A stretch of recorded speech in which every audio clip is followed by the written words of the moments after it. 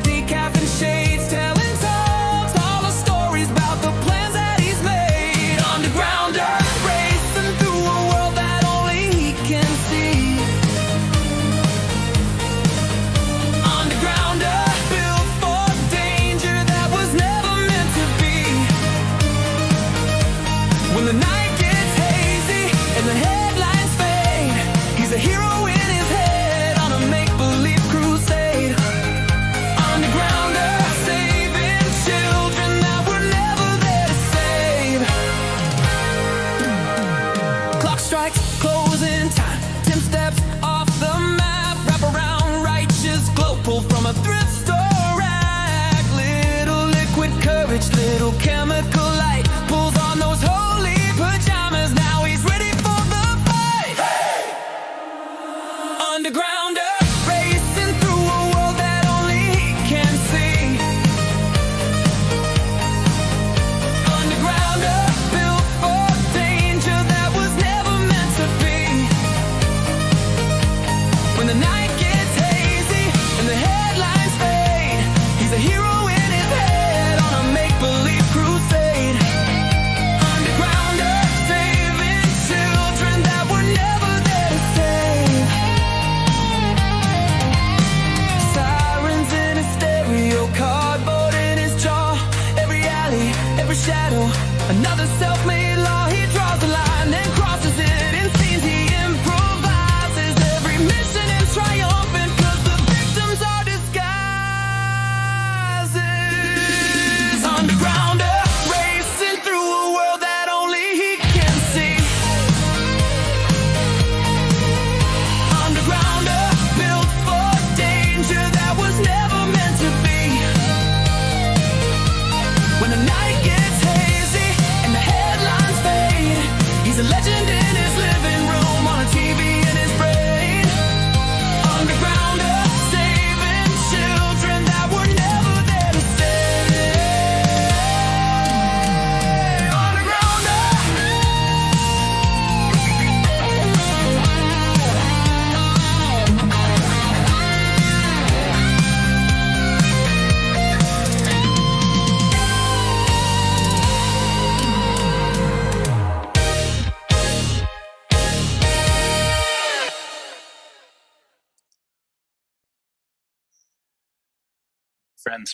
My friends, we are live. It is after midnight here in Virginia, and I don't give a shit because your boy is having a bad day. Now, you might think that he's having a bad day because he's in the Epstein-Ballard matrix. Yes, I, Ex-Mojo, I'm also in the matrix. And maybe you are too. What is the matrix, Neo? No, I mean, I can't find my damn glasses. I cannot. I've looked everywhere. I hate those glasses, so I won't miss them. Sorry that we missed our opportunity to connect on Wednesday. Frankly, I just used it as an excuse that I had not sufficiently prepared people for that. I was going to go live in the middle of the night. I used that as an excuse to make up for the fact that I have used all of my spare time when I wasn't doing podcast related business to do church business. That's right. This godless atheist, this godless Korihor is a church man now. I thought it'd never happen again.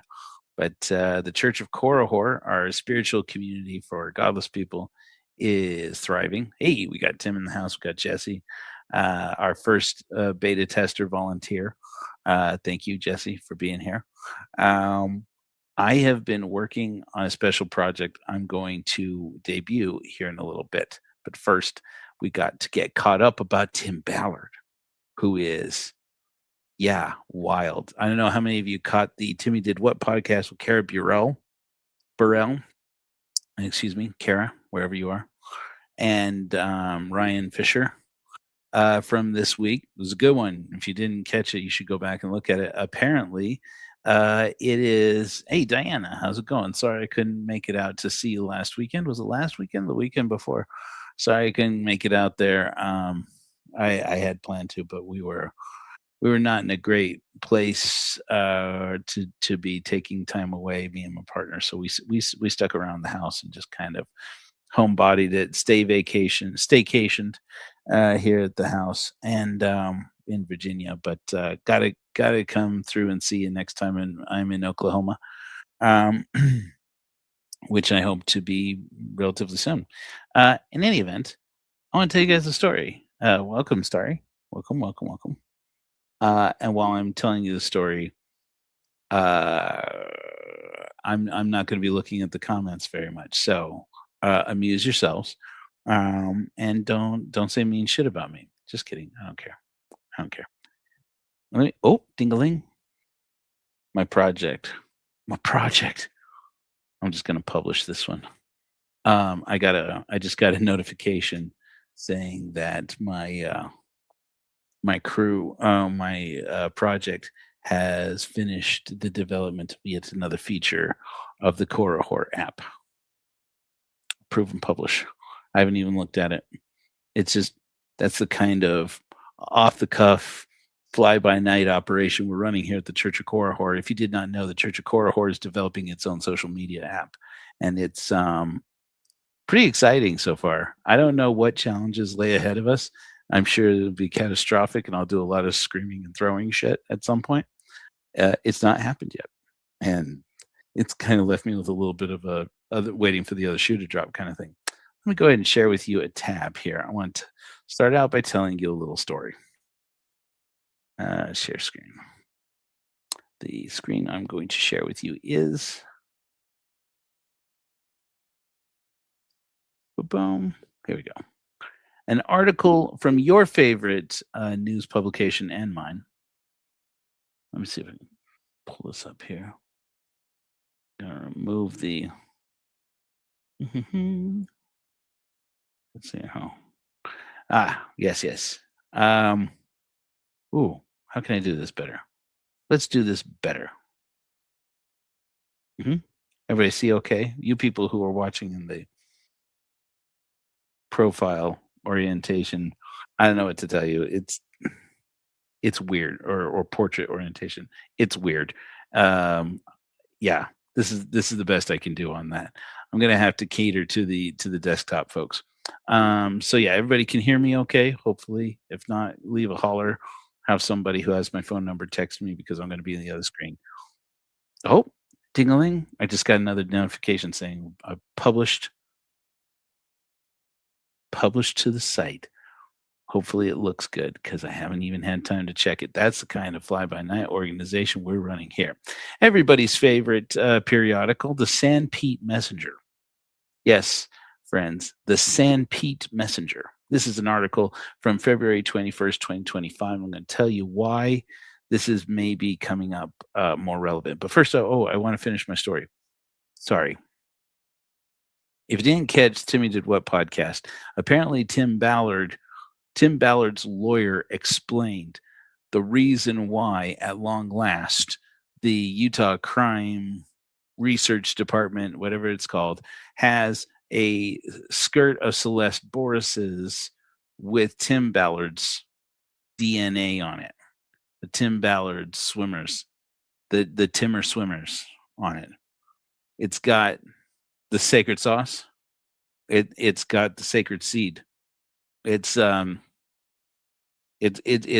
the it's got the covenants on it, because apparently not because Tim Ballard took Celeste Boris, his executive assistant at Operation Underground Railroad, to Linden, and at some point, and after she had told him, apparently, according to her, not to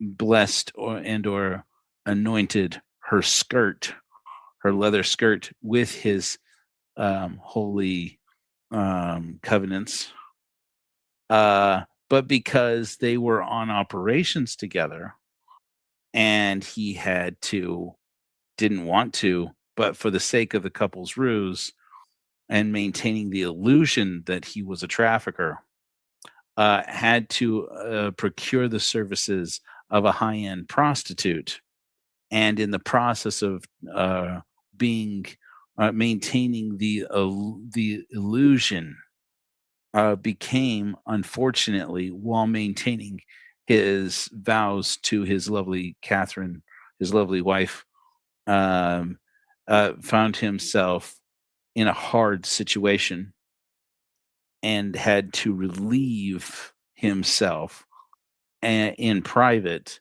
And the only way to do so was with his executive assistant's leather skirt. And so we see that this skirt, according to Tim Ballard, is not proof that he was unfaithful to his wife. Quite to the contrary, proof of how good he was to his wife. Um, and apparently, there is an audio recording of Tim Ballard's lawyer making this defense on behalf of his client, just proving, even for once more, uh, that perhaps the worst job in the world is Tim Ballard's lawyer. Um, oh my God. So, speaking of which, we may have, connected to the story I'm going to show you today, more of Tim Ballard, more information about another one of Tim Ballard's lawyers I have spoken of only in brief allusion. But we don't have time to get into that today. We got to talk about Joe and Lee Benyon. And so we get back to the Sam Pete Messenger. This becomes relevant news. I know that this is a year old, this article, but it's the backstory. Just go with it. Just go with it. Okay. So I'm going to show you, first of all, I'm going to scroll through this guy right here you're looking at. This is Ken Krogue. Do you remember when Tim Ballard was kicked out of Operation Underground Railroad? Only apparently he left, but we know that he was effectively fired from Operation Underground Railroad. They said at the time, because of a conflict of interest, right at the same time that the Mormon Church made a statement about how immoral his behavior and decisions were because he was abusing his relationship with President M. Russell Ballard, who, at the time was the president of the Quorum of the 12 Apostles. No relation, blood relation, though even Tim Ballard says that he was like a grandfather to him. People have called me out for saying that he is Tim's grandfather. I have said that in the past. I thought that in the past because of the way Tim talks about him. It turns out they do not appear to be near blood relations, but they are. But Tim Ballard does say that he thought of President Ballard like his grandfather. Okay, well, when he left, a statement was made about how Tim Ballard uses the couple's ruse not to violate his covenants with his wife, but to save his precious relationship with his wife. And that statement was released by the Spear Fund. The Spear Fund at that time was headed by this man, apparently, the founder of InsideSales.com, one Ken Krogue. He's basically a multimillionaire.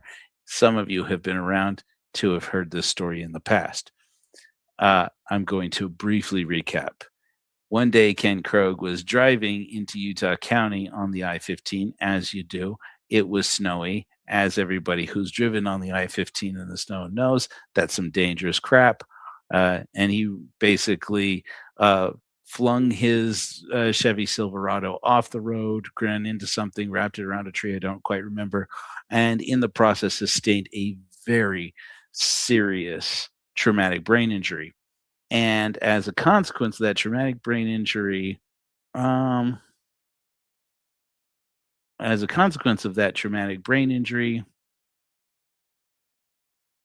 according to him, he was unable to continue. He found himself drawn to illicit materials of persons not adults and couldn't seem to stop himself until he sought the services, apparently, of people of or related to Tom Harrison, apparently Tom Harrison himself. If you don't remember Tom Harrison, he's the author allegedly, of the of the book Visions of Glory. If you know the Chad and Glory Daybell situation, you've probably heard of Visions of Glory. Also, one of the books that Tim Ballard would recommend to people at Operation Underground Railroad. Some people have even gone so far as to say he practically required people to read this book. Just making sure it's not an emergency. And so the guy running the organization, the Spear Fund at the time, allegedly, was this guy, Ken Krogue. And he's at the heart of this story about Joe and Lee Benyon. We're going to get to that a little bit, but I'm just going to read to you a little bit, not the whole article, a few things here. Since Joe and Lee Benyon moved to Spring City as newlyweds in 1977, it's the year Star Wars came out, good little memory hook there, they've been involved in almost every aspect of community life. Both are BYU graduates and working artists. They were among the founders of Friends of Historic Spring City, the group that restored the historic Spring City School.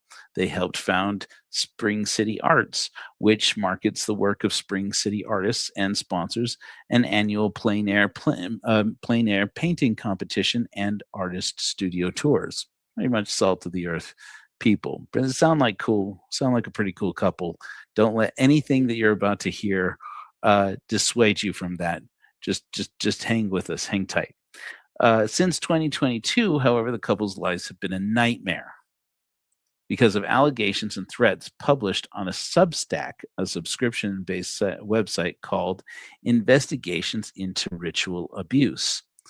This site is operated by Jamin Darcy of Fountain, Florida, who uses the pen name Joel, which in Hebrew means avenger, and who has attracted more than 1,000 subscribers from throughout the nation.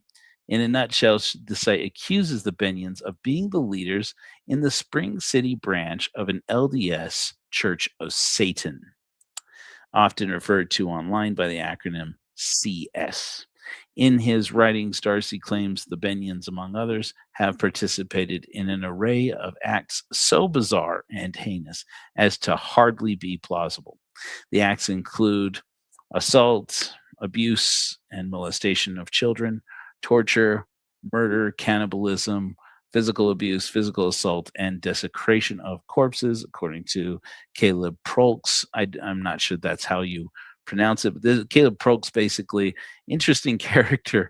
You go and look at his Facebook page. He's cool. He seems pretty cool. He actually does seem pretty cool. Apparently, anyways, it's the Benyon son-in-law is a lawyer, and he has had to actually come to their defense, including securing a protection order on their behalf against Ken Krogue, against this millionaire that Tim Ballard is pretty close to, and is also close to Visions of Glory man himself, Tom Harrison, allegedly. And that is how the beginning of the story happens, about that your man Exmo Joe apparently is connected into the Epstein-Ballard matrix. That actually is did they find crematoriums? I understand that the Navy had an order, and that did get circulated around, that there actually was an order for medical and death waste, or medical and death waste, anyways, that that immigration detention camps, which should be called and are concentration camps, had ordered through the Navy to be installed in these various detention camps. But in any event, it was quite a curious thing. I'm just catching up a little bit on comments. Yeah. Jesse, that's right. What are you talking about, Jesse? Are you talking about the leather skirt explanation? That is a solid explanation. That was a solid explanation. In any event, so this is the Benyons. This is the story of these Binions situation. Okay, so in any event, that ruling, oh, say on January 30th, Judge Randall Scanchi, a senior judge in the 6th District Court, issued a 12-page opinion also granting an injunction against Darcy, the man who runs the Substack. That ruling is more detailed than the injunction against Krogue. The injunction being allegedly, maybe I should recap that. Effectively, there is a video. Let me just say this. Allegedly, I haven't seen it yet. There's apparently a video of Ken Krogue shaking the dust off of his feet on the doorstep of Joe and Lee Benion's home in Spring City because this man is fully convinced on the basis of this document, of these accusations that have surfaced, that these people are the head of the Church of Satan in Spring City, Utah. Basically, there's no substance to these accusations. If you know about the Pace Memorandum, we can't say for sure that everything in the Pace Memorandum is not true. But the Pace Memorandum was a document circulated in the 90s of an investigation that the Mormon Church did internally by an order given to Glenn Pace, who was the presiding bishop of the Mormon Church at the time, to look into allegations that in Utah, certain members of the church, Mormon Church leadership, local congregations, were performing satanic rituals where they would do everything from harming children, assaulting children, and even murdering children. And investigations into these abuses apparently found none of the materials that were used, no evidence of any deceased persons, no actual substance to any of the circumstantial situation to how these things happened. They were all being collected during what was known as the Satanic Panic, using supposed repressed memories of children or people who had been children when these things occurred allegedly. Now, can memories be recovered through hypnosis? Supposedly. Can a person under hypnosis also be heavily influenced by the bias of the person hypnotizing them and start to collect in their mind memories that didn't actually happen? Yes, also. And so we don't know. And there's a reason why repressed memories recovered through hypnosis generally are not considered very credible, for example, in a court of law, is because people tend to remember. You don't actually remember things kind of like a tape recorder playing it back. Your memories are really thoughts, and they're rising in the present. And so as your normal thinking patterns go, your normal creative patterns go, when you are recalling the situations and things that are happening, you're also, every time you're remembering it, you're also coloring it with your current state of mind. And so when a person is under hypnosis, they can absolutely be made, they're very suggestible. It's very suggestible. And so that's why the Satanic Panic kind of got a bad rap. That plus the supposed therapists involved in revealing all of these memories of children remembering these things that happened to them, or things people remember from their childhood. They were largely discredited when it was discovered that most of them are the inmates are running an asylum when it comes to these repressed memory things. So in any event, it's a terrifying thing. But the fact of the matter is, the Satanic Panic, it swept the entire nation. Frankly, it went all over the world, and Utah was a hotbed for all these stories about kids who apparently witnessed their friends, being assaulted and or murdered in these ceremonies. And then after recollection, people were like, wait a second, which friend is this? Where is this? Who are the missing ones? Where is this? Oh, well, it turns out that Well, no, I mean, they were going to, but it turns out they are actually okay. Or I don't, or they misremember who it was, or they don't remember exactly who it was. They were on drugs at the time. Apparently, oh, they drugged us. Uh, and the wild thing about this is not just how much of it is total BS, apparently made up just to traumatize people and make money off of them, and or because the people collecting these stories were not well themselves, but how much of it was true with respect to one particular individual that we're going to get to talking maybe a little bit, but not a lot. Cool. In any event, back to our story, and then I want to show you something. So in any event, so they put out a couple of injunctions here. This is a statement from Joe Benyon. I have never been involved in any kind of abuse of people, children, men, women, sexual or otherwise. He adds, the allegations that have been made are just not true. The only crime I am guilty of is being someone's friend, referring to David Hamblin. I want you to remember that name, David Hamblin, because when I say David Hamblin, we're talking about a man who is one sick puppy who helps to make a lot of sense about the connection, Tim Ballard's connections into the same world as people like Jody Hildebrandt.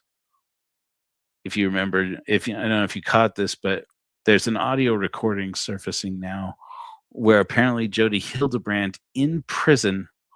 You don't know her or the 8 Passenger Saga, go look that up. We don't have time to catch up. Let me explain. No, there's too much. Let me sum up. Jody Hildebrandt hurt children. She's a crazy person. She's also one of Tom Harrison's devotees, apparently, and maybe connected, maybe some 2 degrees separation to your man Ex Mojo.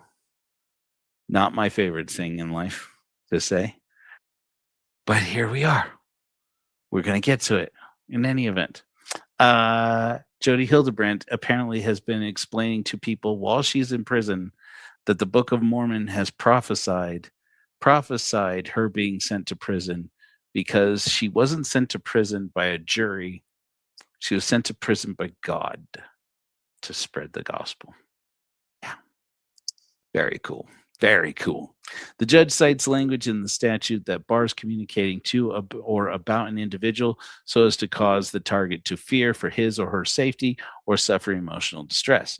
And Judge Scanchi ruled the First Amendment does not protect speech that meets the definition of stalking in the state statute. So basically now, this couple in Spring City has now had to file for an injunction against Ken Krogue, Tim Ballard's boy, who apparently ran the Spear Fund. Not exactly sure what state that is in now that the Tim Ballard Foundation is apparently back picking up all the business and operations of the Tim Ballard Secret Whiteboard meeting.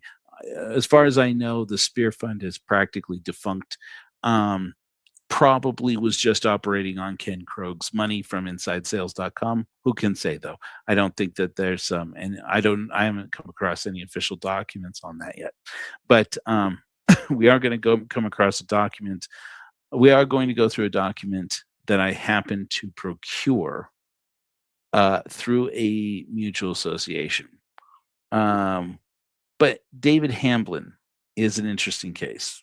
Let me just read a little bit here.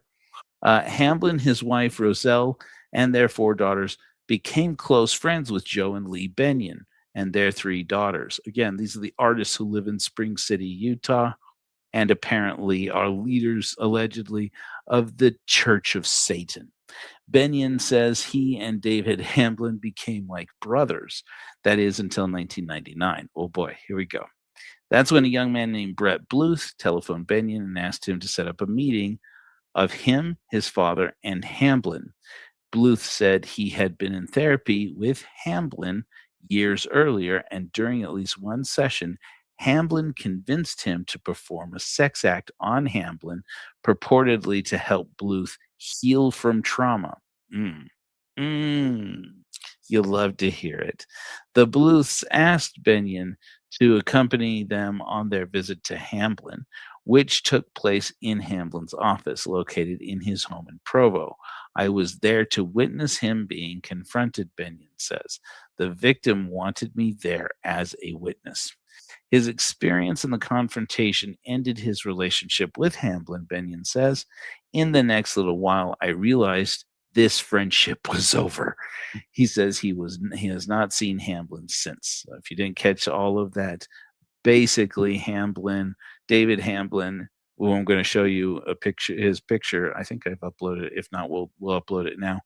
Um, David Hamblin, who is inside the matrix here, very close inside the matrix, basically is a sex therapist who not really who lost his license, or maybe didn't even have a license. I think he actually had a license at one point to practice and lost it.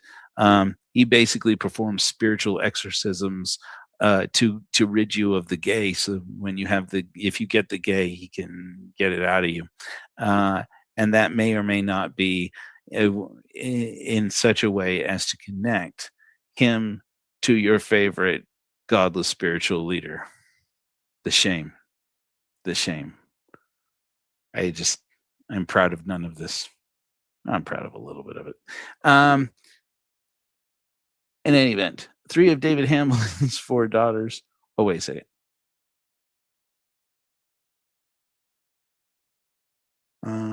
Yeah.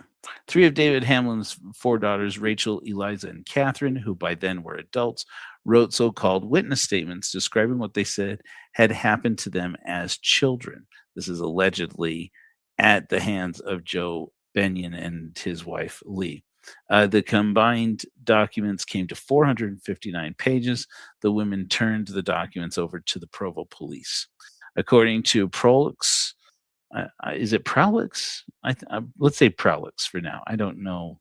I'm a little embarrassed to say I don't know how to say this person's name, but this is their son-in-law, who is the attorney. The statements were a classic case of so-called recovered memories, the notion that people may suppress memories. We talked about that.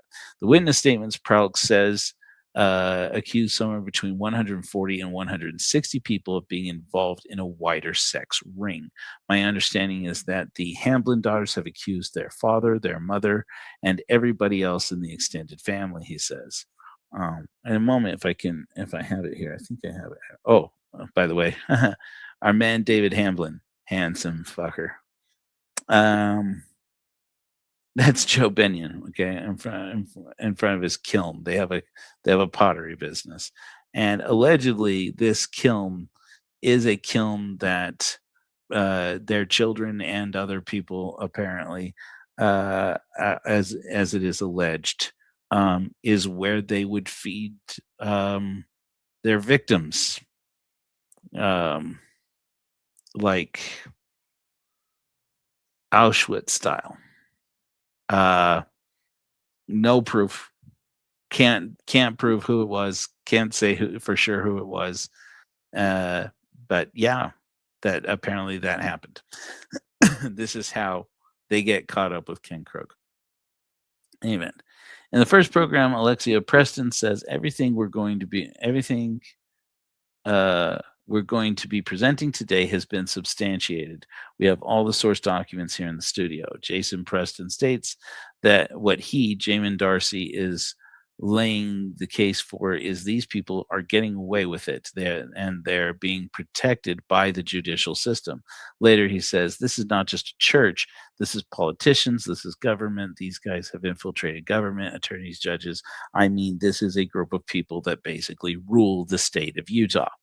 And the program says Joe and Lee Benyon are among the most frequently mentioned CS, Church of Satan, members of the Hamblin witness statements.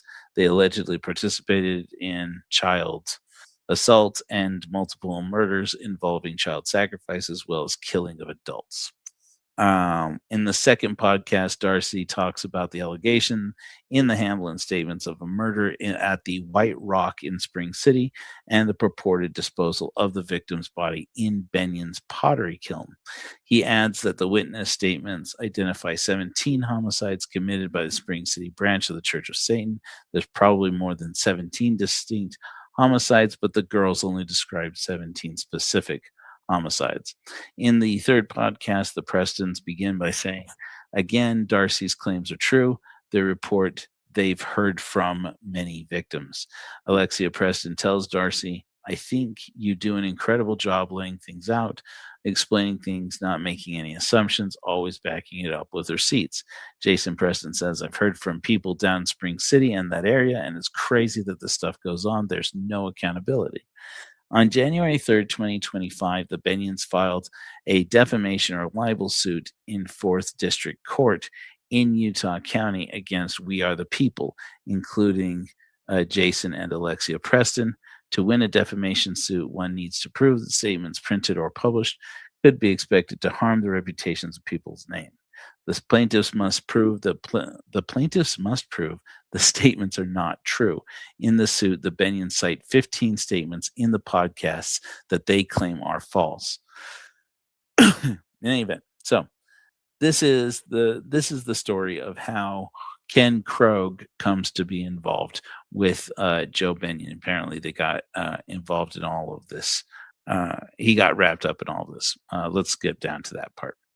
The protesters include a man from Alamo, Nevada, who blew a shofar, a horn in the shape of a ram's horn, used in the Bible to sound a wake-up call to the Jews to mend their ways.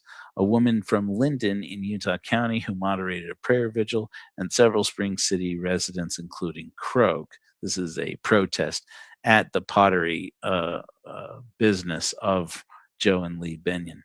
According to a petition the Benions filed in 6th District Court seeking a civil stalking injunction, Krogue had a history with Jamin Darcy dating to shortly after he started his Substack.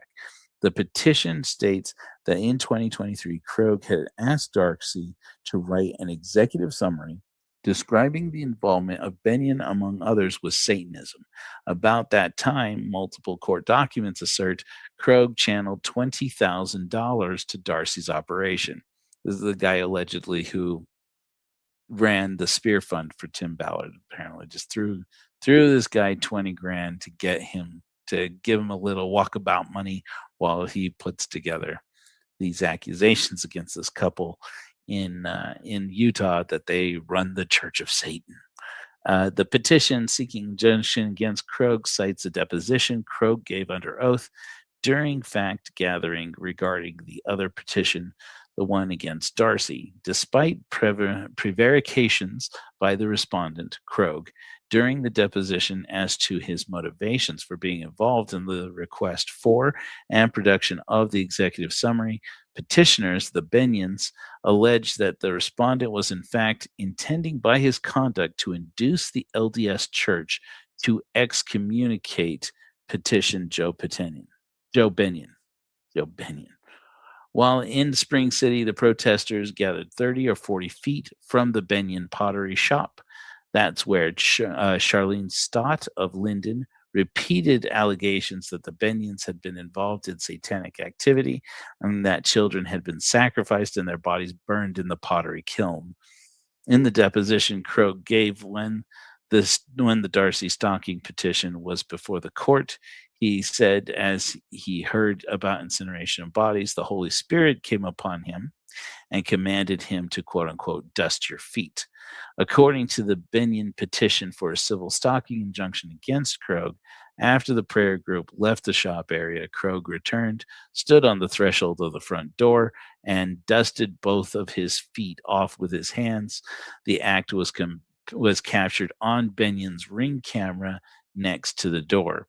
Although the practice of dusting one's feet is not as common in the LDS Church today as it is in earlier times, the petition says it still symbolizes judgment or condemnation, placing the object of the dusting, quote, beyond what a practicing member of the LDS Church would consider redemption or forgiveness.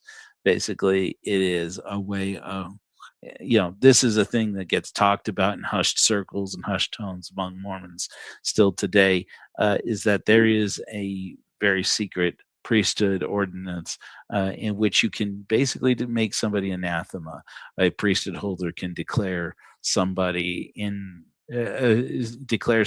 damned to eternal damnation by simply dusting the dust off of his feet. And apparently, that's what Ken Krogue did to this couple. In October 2024, uh, Lee Benyon was outside the Benyon house and heard a drone hovering over their property. That was concerning, Prolix says, because Darcy has suggested his followers monitor properties with drones. In November 2024, someone drove over the Benyon's front lawn repeatedly with a truck, leaving tire tracks 2 to 3 inches deep. This is a statement from Joe Benyon. To my knowledge, there was never a satanic church or group in Spring City. I've never heard or seen anything about that. For 45 years, I've run my pottery shop there on Main Street, Benyon says, and I never locked the door. It was always open 24/7. I've had people come in and say, "Hey, thanks for being open. I realized the night before Mother's Day that I didn't have anything. I went in after midnight and was able to get something for my wife. That's all gone now. I've had to lock the doors. I have surveillance cameras up. It breaks a long-standing trust between me and my public." Yeah, et cetera, et cetera, et cetera. So that's the story. So that's where we get the beginnings of this story about Ken Krogue. So you see this is the man himself, Mr. InsideSales.com /spearfund financier or whatever.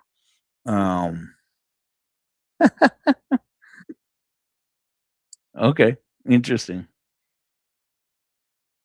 Okay, not sure who this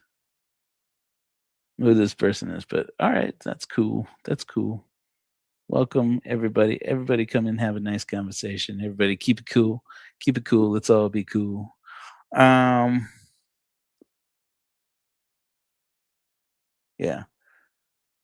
In any event, I don't have any moderators. Everybody just be chill. In any event, but that's so that's the beginning of the story. Okay. Now I want to show you. I showed you that to show you this. Let me remove that.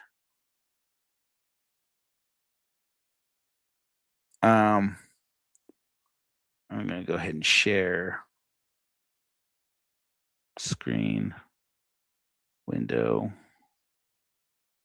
Let's share window. Yeah. Yeah. Okay. Here, we're going to try this. Okay. Everybody see a PDF document? Probably, maybe, yes. You see a PDF document there? Maybe that helps. I don't know. Okay. So what you're looking at here, let me just scroll up to the top, was procured thanks to a friend of mine over at American Law Journal. Any event. An associate of mine who I've been in contact with and graciously gave me access to this court document, Exhibit A, which is an excerpt transcript from Healthy World podcast, Jenny Hatch interview of Jamin Darcy, also known as Joel, 12/18/2023. Okay, and this is pretty curious. I just want to get into to a few little snippets of this interview from this podcast. Let's see. Jenny Hatch asks, I got to tell you, when you go quiet like you have for the last few weeks, I get a little antsy and nervous, wondering if you're okay. So you're okay, right? Jamin Darcy, again, this is the Florida-based podcaster who is bringing these allegations against the Benyons based upon these statements collected from their kids and, from their children. And it says, I'm okay. I had a document dump of about 3,500 pages related to Gordon Bowen's time in Chicago. Okay, so some names, just recap the names. Ken Krogue, Tim Ballard's friend who ran his association, or who ran the Spear Fund, at one point, not sure how connected he is with it, was apparently connected in either running or being at the leadership also of Eternal Core.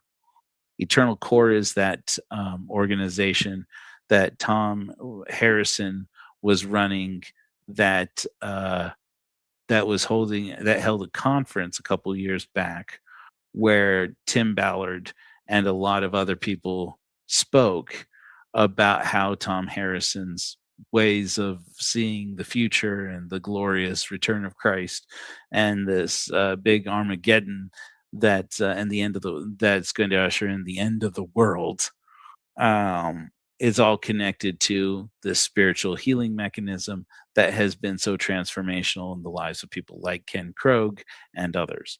That So in any event, so that was Ken Krogue. Tom Harrison is the Visions of Glory guy. Joe Benyon is pretty much nothing in the story. Just the poor guy got caught up in the middle of this because his kids say that he did these awful things that nobody can prove. Um, and then now you have this guy, Gordon Bowen. Oh, and then of course you have David Hamblin, the guy who apparently could exorcise people from being from. Yeah. Anyways, he's a Mormon exorcist in effect. Okay. I promise this is coming back around to me and the weird way in which I am connected into this, which is just like, ugh, all the ick, but interesting. Uh, Darcy says, I had a document dump of about 3,500 pages related to Gordon Bowen's time in Chicago. And I had to go through those documents, and that's just a painstaking process. That what I've written about Bowen has primarily been concerned with his time in Salt Lake City and in New York City, to my understanding, would be the earliest set of documents related to his alleged misconduct over the years, because it would date all the way back to the late 70s. However, I've had some concerns about that document dump because it's very hard to authenticate those documents. They did not come out of a FOIA or a GRAMA. GRAMA is the Utah version of a Freedom of Information Act request, or anything like that. They were dumped on a Proton Mail account that I use for sources, and I went through them, and I have ultimately come to the conclusion that they're a little too neat and tidy for me to believe that they're completely authentic. Jenny Hatch says, interesting. David Darcy says, I have inaudible on them. Jenny Hatch says, somebody's trying to derail your investigation with some bogus material, it sounds like. Damon Darcy says, I don't know. I don't know if that's the case or not. I mean, it could be partially true. It could be completely false. I don't know. But unless I'm totally comfortable with the material and I can authenticate it in terms of verifying where it came from, I won't publish it. Now, here's the thing. The material he's talking about is Gordon Bowen. Gordon Bowen.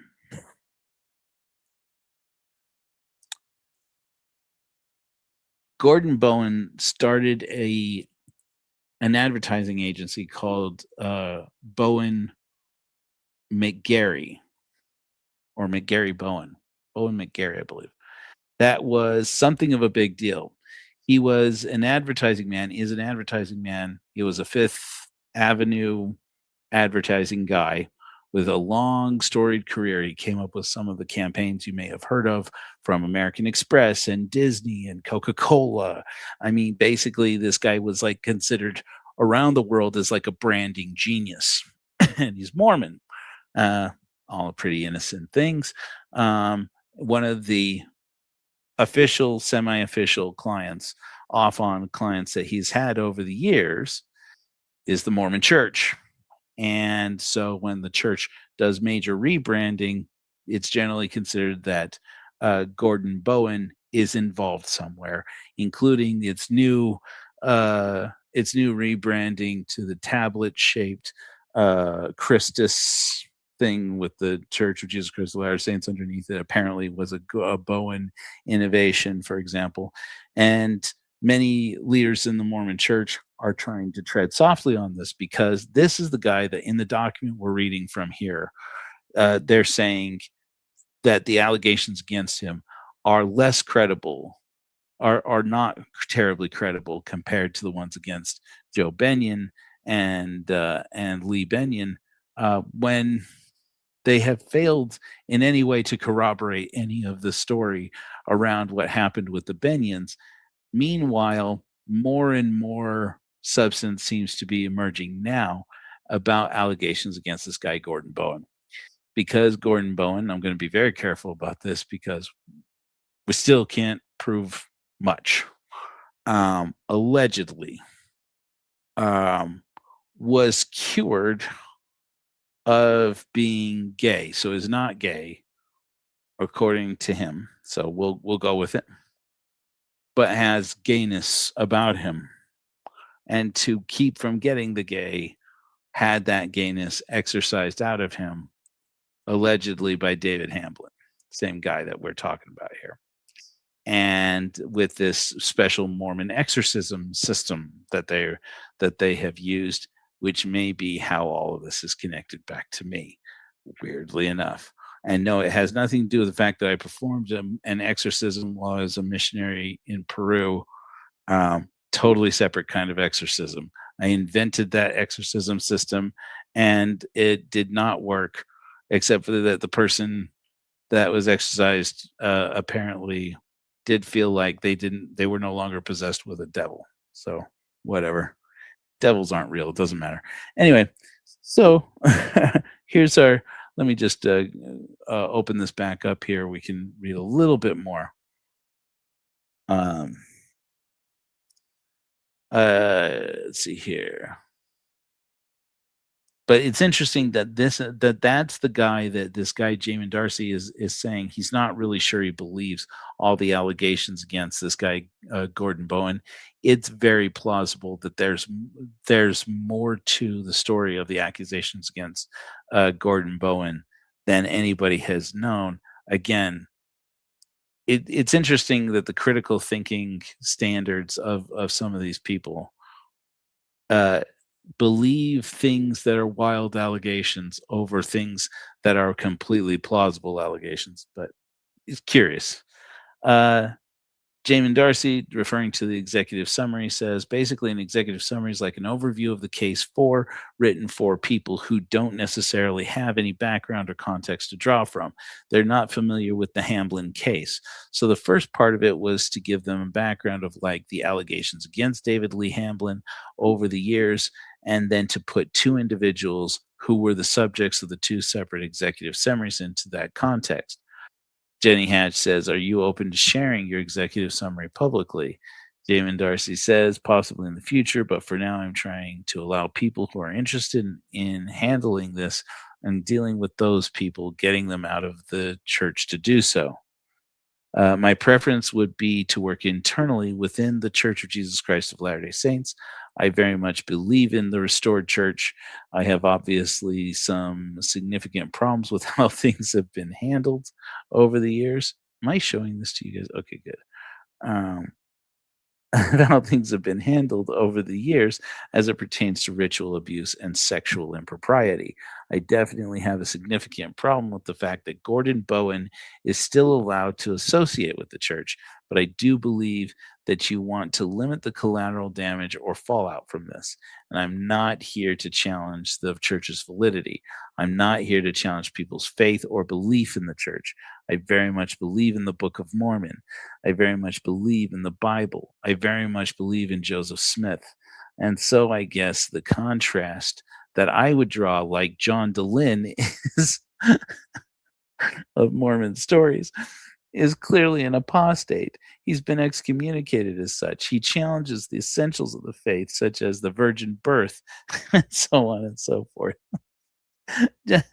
John DeLynn doesn't hold hard positions on just about anything. I just want to come up with that and say that John DeLynn wants to get as many interviews as he can to run his podcast because he's been doing this for over 20 years, guys.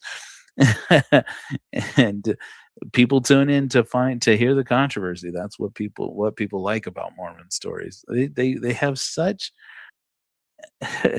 they're so quick to take the Joseph Smith story at face value and then just believe everything that comes out of John DeLyn's mouth is an outright lie.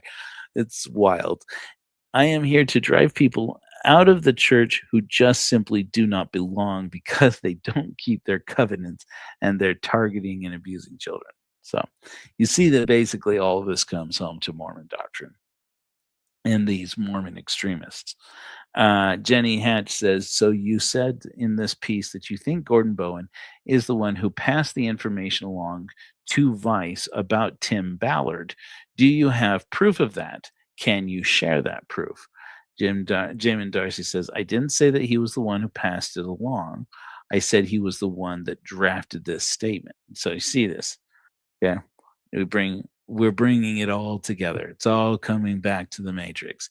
So, according to these allegations, again, who knows how much of this is true? Jenny Hatch says, well, that's what I mean. He drafted the statement. Jamin Darcy says, yeah, I am absolutely 100% confident at this juncture that he did, that Gordon Bowen was the one who passed on this information about Tim Ballard. Again, this is when Tim Ballard was getting kicked out of Operation Underground Railroad, allegedly.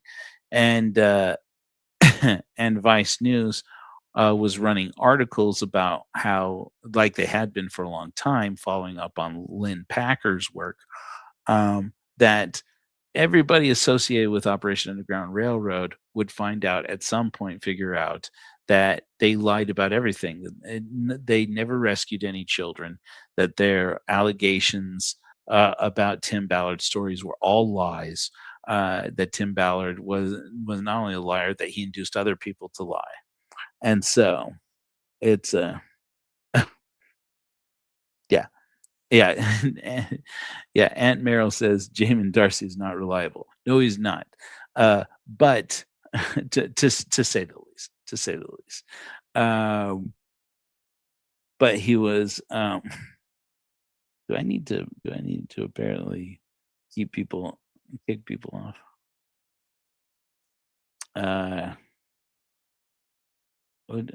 Do I? I've never banned somebody. Do I have to do that? I don't want to have to ban anybody. I don't like doing that. But keep it cool. Keep it cool, friends. Anyway. So, no, Jamin Darcy is not reliable. However, Gordon Bowen is definitely dirty. I mean, look, again, everybody's innocent until proven guilty, but the longer I live and breathe is the more that this guy that they're talking about, Gordon Bowen, it actually does seem is dirty in this whole system. And it's too Epstein Island like to be ignored.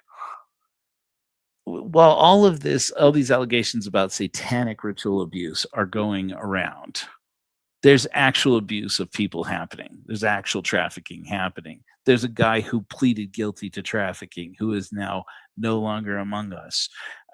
There are presidents of the United States and former presidents of the United States now having to give depositions explaining their associations with that person and their network of persons. There's a whole document dumps with millions of pages of documents. I mean, there are things that actually happen. And those are the things that people who are into conspiracy theories tend to not want to believe, because they want to believe the ones that make it about Satan. And it's like, this isn't about Satan, dude. Satan's got nothing on this situation. Anyway, how did that just barely become midnight? Did I lose an hour somewhere? I lost an hour somewhere. Anyway, so this is where we are.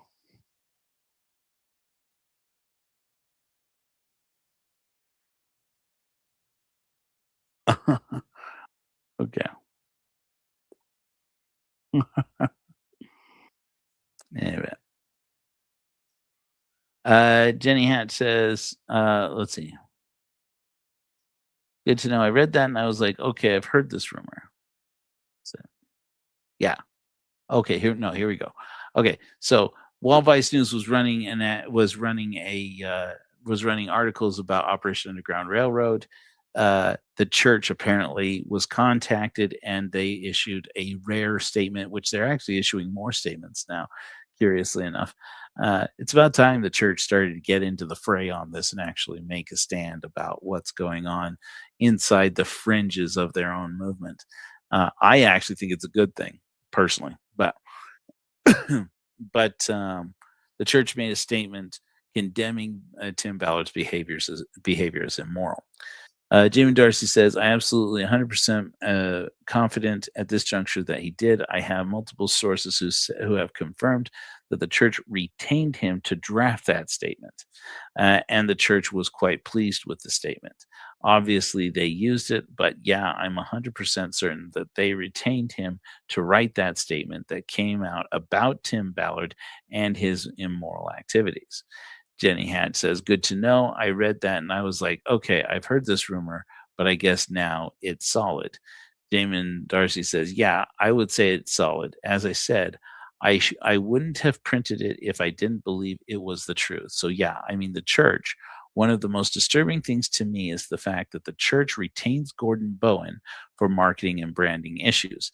They consult with him and on messaging, even though he has been excommunicated since 2003 and has never been rebaptized, has never made any sort of repentance for his various misconduct over the years. And I think some of them still go to his parties, Jenny Hatch says. Damon Darcy says, yes, they do. I mean, I'm aware of 4 who allegedly go to his house, and I have, confirmation of that from people who would know. Jenny Hatch says, well, one of the things I read before you came on the show was the passage in Victim Statement 2, where the Hamblin girls were taken to his house. And I read in gross details, this is the daughters of David Hamblin. This is the sex therapist who allegedly did sex acts to cure people of sex irregularities by his doctrine and ideas. And I read in gross detail about what happened to those girls in that house. This is Gordon Bowen's house. Jamin Darcy says, yeah, they were taken to his house on 2 separate occasions, and they alleged that they were assaulted and ritualistically tortured, and in pretty graphic detail. They also alleged that they saw the bodies of corpses and the flayed skins of victims of Gordon Bowen. And they were threatened that if they ever talked about being in his home or what happened to them, that they would potentially be killed themselves. And I confirmed that I'm a second witness to these types of torture techniques and threats because I experienced them myself in the Church of Satan that exists in the Detroit area. And so for those people who say, oh, this is not a thing, I am a first person account, and these similar things happened to me. That's Jenny Hatch who's saying that. Damon says, yeah, I mean, at this point, you're talking about 175 people who came forward in the Utah County Sheriff's Office investigation. And then on my end, I have another 96 people who have not talked to the Utah County Sheriff's Office. Jenny Hatch says 96 people who are completely separate from that first 150. So we're talking like 250 people about. Damon Darcy says, talking about anywhere from 25 to 280 people. Yes. Jenny Hatch says, and have these people express to you why they haven't gone to the police yet? Damon Darcy says, well, many of them say that they have gone to the police in the past and have been escorted out of the station, that the police would not even take a report. And that's in multiple jurisdictions. So you're running into a situation where a lot of these victims have a severe issue with trusting the police, and they have a severe issue with believing that the police are going to do anything substantive about the allegations that they're making. And to be fair to law enforcement, I mean, it's extremely difficult to prove these kinds of allegations. Well, at least they went that far. Jenny Hatch says, yeah, something inaudible back in my case that happened 50 years ago. Jamin says, yeah, I mean, there's the time that has elapsed. There is usually a lack of physical evidence, And then on top of it, you have a situation where the victims themselves have been severely mentally damaged over the years as a result of the abuse that they have suffered. So they have things in their past that don't make them optimum witnesses. Jenny Hatch says, yeah, have you crossed paths with any of those people who might be interested in coming on my podcast, even coming on anonymously to share their stories? Jamin Darcy says, well, I've been talking to a lot of them for the better part of a year and 4 months, and they don't want to come on a podcast that I do. They trust me enough to talk to me at length about what they've experienced, and it is, to me, I don't push people to do. Okay, so in any event, so they get into more about David Hamblin and so on and so forth. I didn't see anything else about Tim Ballard. Let's just do a quick one. I don't remember if it's been a couple days since I got into this. Yeah, I don't see anything else. I might have to do a it's weird that I'm not getting anything about Ballard in the search here. I might have to do an OCR of the whole document. You guys don't know. This is a good thing to know. I learned while doing legal work for an attorney. You can, if you have Adobe Acrobat, you can tell it to do OCR. Now, usually, if you can highlight text, that means the text should be searchable. But I'm not getting that for some reason. So, but you can actually tell it to OCR, which means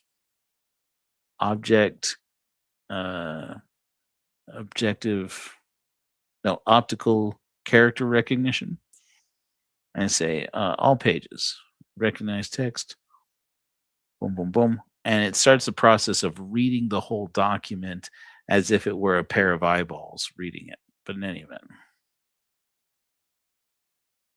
there's tons of pages, just pages and pages and pages of documents related to this, to these exhibits in the case with the Benyons, related to the Benyons. But it's going to go on with that, and we're not. So we'll have to come back to that on another day, because I want to explain more to you about how all these people wind up fitting into the Epstein-Ballard matrix, including me. All right, here we go. Okay, so this, as you guys can see. Nope. Can you guys see? You guys can see? All right. Forgive me. So if you don't know, you can find this at, let's see, I have it here. Korihor.org/Epstein-Ballard. That is the web address published on at least temporarily on our website, where you can go and see the application that I have made, where we are tracking the mutual associations of Tim Ballard and Jeffrey Epstein. Just zoom in real quickly so we can refresh ourselves here. So you have Tim Ballard here. You have Eduardo Verostegui is a person we've been looking at for a while, keeps coming up in the mutual association. You have Jeffrey Epstein over here. Now, so far, the closest we get on Tim Ballard is 2 degrees of separation with Jeffrey Epstein. And frankly, some of that is characters that, well, okay, that could be like tons of people, specifically Donald Trump, and also apparently Alan Dershowitz. That it was the point where we found out that Alan Dershowitz, the attorney, famous attorney, was a mutual association, that I said, okay, well, apparently we do need to go over how many people does Tim Ballard know who know Jeffrey Epstein, and how many people are otherwise within 2 degrees of separation, and we can start putting together how it is that Tim Ballard, who was disgraced and frankly unable to thrive in any of this environment after his fall from grace, suddenly is back in the public eye, and apparently is continuing to claim that he's not only tracking back to his anti-trafficking work, but now that the Mormon Church definitely isn't going to allow him back after they've excommunicated him, he's out there to expose all of this satanic panic stuff that he was covering up for while he was a member of the Mormon Church, which inadvertently confesses, I'd say, what we've known for a long time, which is that you have these people who make whole careers out of uh, anti-trafficking, supposedly, and or protecting and serving the community, who it turns out are covering up for a church that has its own abuses to address.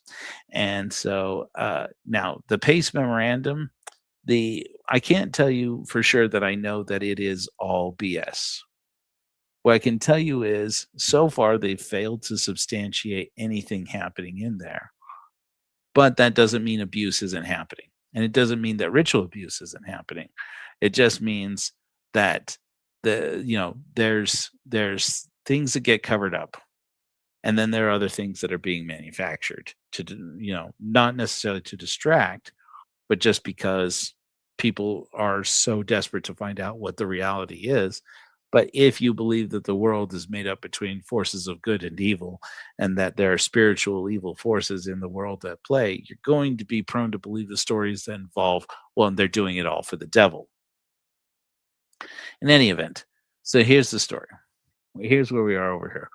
I mentioned Tom Harrison of Eternal Core is also apparently the author or the source of the book Visions of Glory.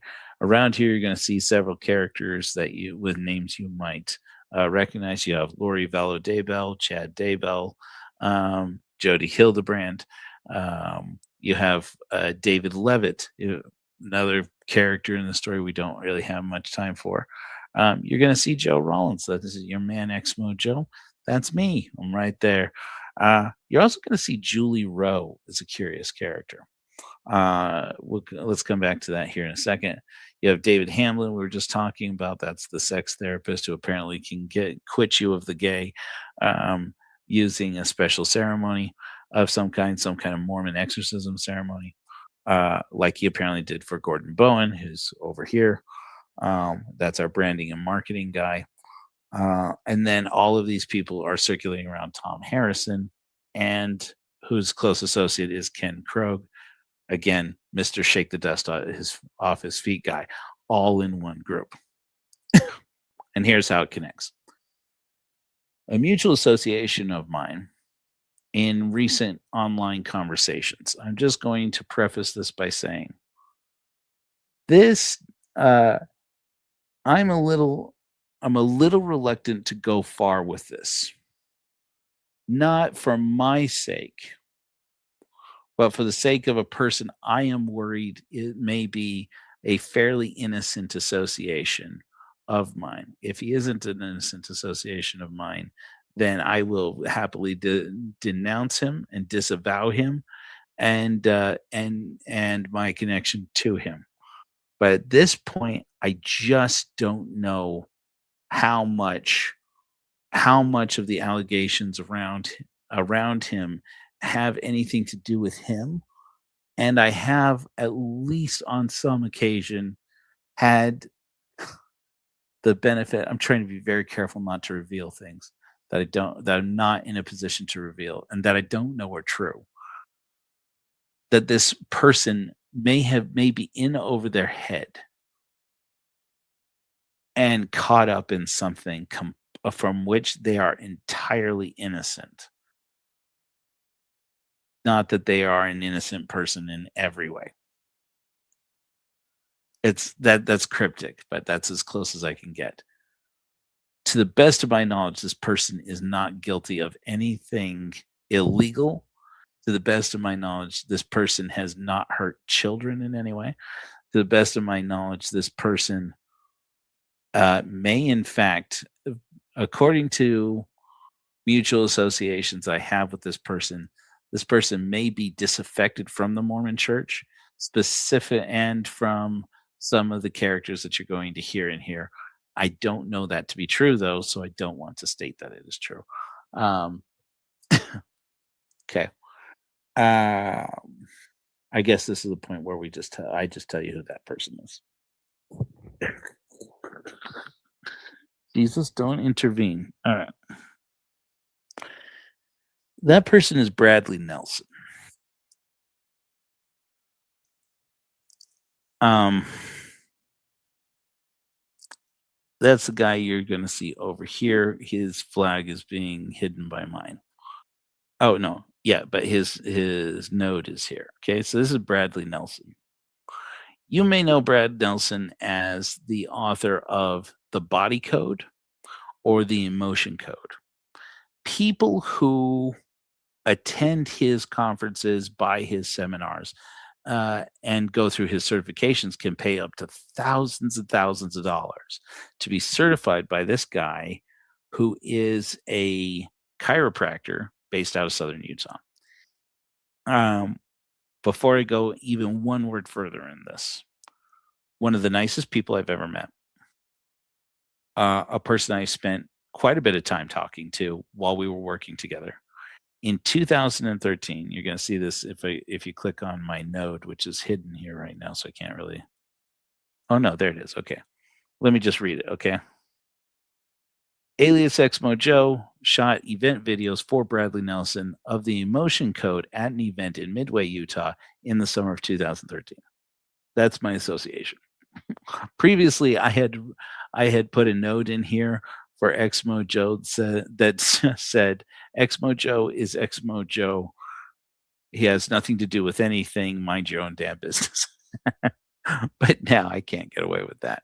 Um, now I just have to say, yeah, no, I'm in there too. I did in 2013 shoot a weekend conference with Bradley Nelson and shot 2-camera basic shoot of this guy doing 2 or 3 sessions a day until he was exhausted, practically having to peel himself off the floor, training people how to do muscle testing. Allegedly, from what I understand, Julie Rowe is a practitioner of Brad Nelson's emotion code and body code. A lot of people are. If you ask around in the energy healing world, these people are very common.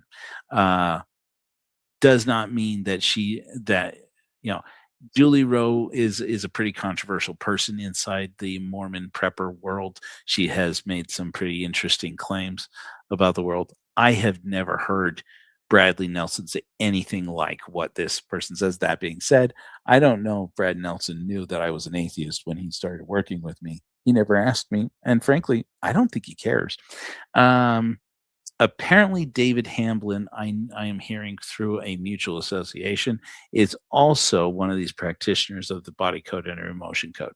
Can't confirm that with anything in documentation yet, but from what I understand, he is also part of that. And that Tom Harrison either believes in Brad Nelson's system and or is an associate with Brad Nelson. Again, I don't have any documentation to prove that. I am just hearing that these are the circles. They're basically swimming in the same circles, very closely knit to each other. Whether or not they personally know each other, I couldn't say. Very plausible. A lot of these people are people who live in southern Utah, which is where I'm going back to on the 26th or thereabouts, by the way, to continue the work out there. Um, and then also maybe that this same process, something to do with the emotion code or body code, is how David Hamblin may apparently have treated Gordon Bowen, who is, again, this Mormon marketer guy, who apparently had allegations are that he would have children over to his house who now can testify, including David Hamblin's own children, that who have stated, at least gone on the record to state, that they witnessed ritual abuse at the hands of Gordon Bowen and his associates there in Utah. Apparently, he was cured of his non-gayness by using something like the body code. It would not surprise me that what they're actually doing is Tom Harrison's process. Tom Harrison allegedly has ways of helping to keep you from getting the gay or and to quit so-called porn addiction, sex addiction, things like this. Again, you're talking about a handful of disgraced former therapists who can't practice anymore, specifically because of this religious quackery they're engaged in. And now, Brad Nelson, as far as I know, is still a licensed and practicing chiropractor. He's never been a therapist that I know of. He's never claimed that I have seen to be able to treat anybody as a psychologist or a psychiatrist. Again, I only knew him. I've only talked to him a few weeks, had a couple of email exchanges entirely related to business, apart from a long conversation that we had more than once about editing in Final Cut and hosting platforms and the different for video hosting. And I will say, of people I have talked to, I have met few people who were as personable and kind. Of clients I have had very few clients who paid me on time like he did, and with as constructive a feedback into my work, because I both shot this 2-day seminar and also edited the seminar and built him DVDs for the seminar, masters for his seminar, which these people paid thousands of dollars to fly out to Midway, Utah, which is an interesting place in of itself, and attend this event. And attend this event where they basically learn to do muscle testing to figure out physical and spiritual maladies in your body. And if you don't know muscle testing, this is how it is. This is how it goes. Let me just catch up here. Okay. Yes, emotion code. Oh, okay. See ya. See ya, friends. Those who have to go, I get it. It is late. I just want to capture this part for those who are interested. So, if you don't know about muscle testing, the idea effectively is, as I understand it, goes like this: uh, all the energy in the world, in the universe, is cannot be created or destroyed. It all got set in motion with the moment of creation, whether you call that the Big Bang or whatever. For those people who are going to clip this, I don't believe that. That's bullshit. It's not true. It's not true. I did not. Fans of the room will get it. I did not. I just Tommy Wiseau'd in the middle of a podcast. The idea here is that all energy in the universe, no energy can be created or destroyed. It just gets repackaged and redirected in different ways. Totally not true. But the idea is that that energy continuing on is the creative force of the universe, because it is effectively the voice of God saying, "Let there be light," and "Let there be everything else." And so, because it is the voice of God, it is truth, and that energy and all energy has truth embedded in it. And so, that truth in this metaphysical level can manifest to you the very voice of God. It's a metaphysical quackery that, frankly, I think Joseph Smith would have loved. So, these people aren't crazy in believing that this is something Joseph Smith would either did engage in or would have engaged in. It's not crazy. That's Joseph Smith did a lot of weird stuff, and so have a lot of Mormons over the years, including the Lafferty brothers. You ever see the television series, or more importantly, read the book by Jack Krakauer, Under the Banner of Heaven? You get a little bit more into this information. There's a reason why a lot of people who left the Mormon Church before the CES letter left, because of Under the Banner of Heaven. But basically, the idea is this: all this energy in the universe is in everything in the universe, including in you and in your muscles. And so your muscles carry the truth, carry God's truth in them. And so if you like put your arm out and ask a yes or no question. If the answer to that question is yes, and somebody presses down on your arm has more, your muscles have more energy in them, and so your arm stays up. But if the answer to the question is no, then when you press down on it, you'll get resistance, but it can't hold it up. Now, now any person applying a little bit of critical thinking skills is going to look at that and go, "I don't buy." I think it's going to go like, "Okay, you guys got to do what you got to do." But and I don't want to diss your spiritual tradition here, but this is based on bad science. It's very clear that you're getting either getting confirmation bias where you're not getting a where you're not getting psychosomatic response. So they have an answer for that, like they do to everything. Who am I to say? Maybe I'm even wrong. Maybe they're right and I'm wrong. But uh, so basically, Brad Nelson uses this muscle testing, which a lot of people believe in, and a lot of people I have met do this thing. I don't buy it, but a lot of them do it, and a lot of chiropractors. I mentioned under the banner of heaven, the Lafferty brothers who ended up murdering their sister-in-law and her small baby, her small child, because she resisted their scheme to restart Mormon polygamy in their family, at least, and get their brother, who, as I understand it, actually is who is not well. At least last I heard of him, he was not well and is physically unwell, and was looking and at long last may actually be practicing polygamy after all, and believes he is the next prophet. Whatever. In any event, and that was the good brother, supposedly. His brothers are in prison. I think one of them has passed now. Yeah, one of them passed a while ago, and they were chiropractors, Mormon chiropractic kind of a thing.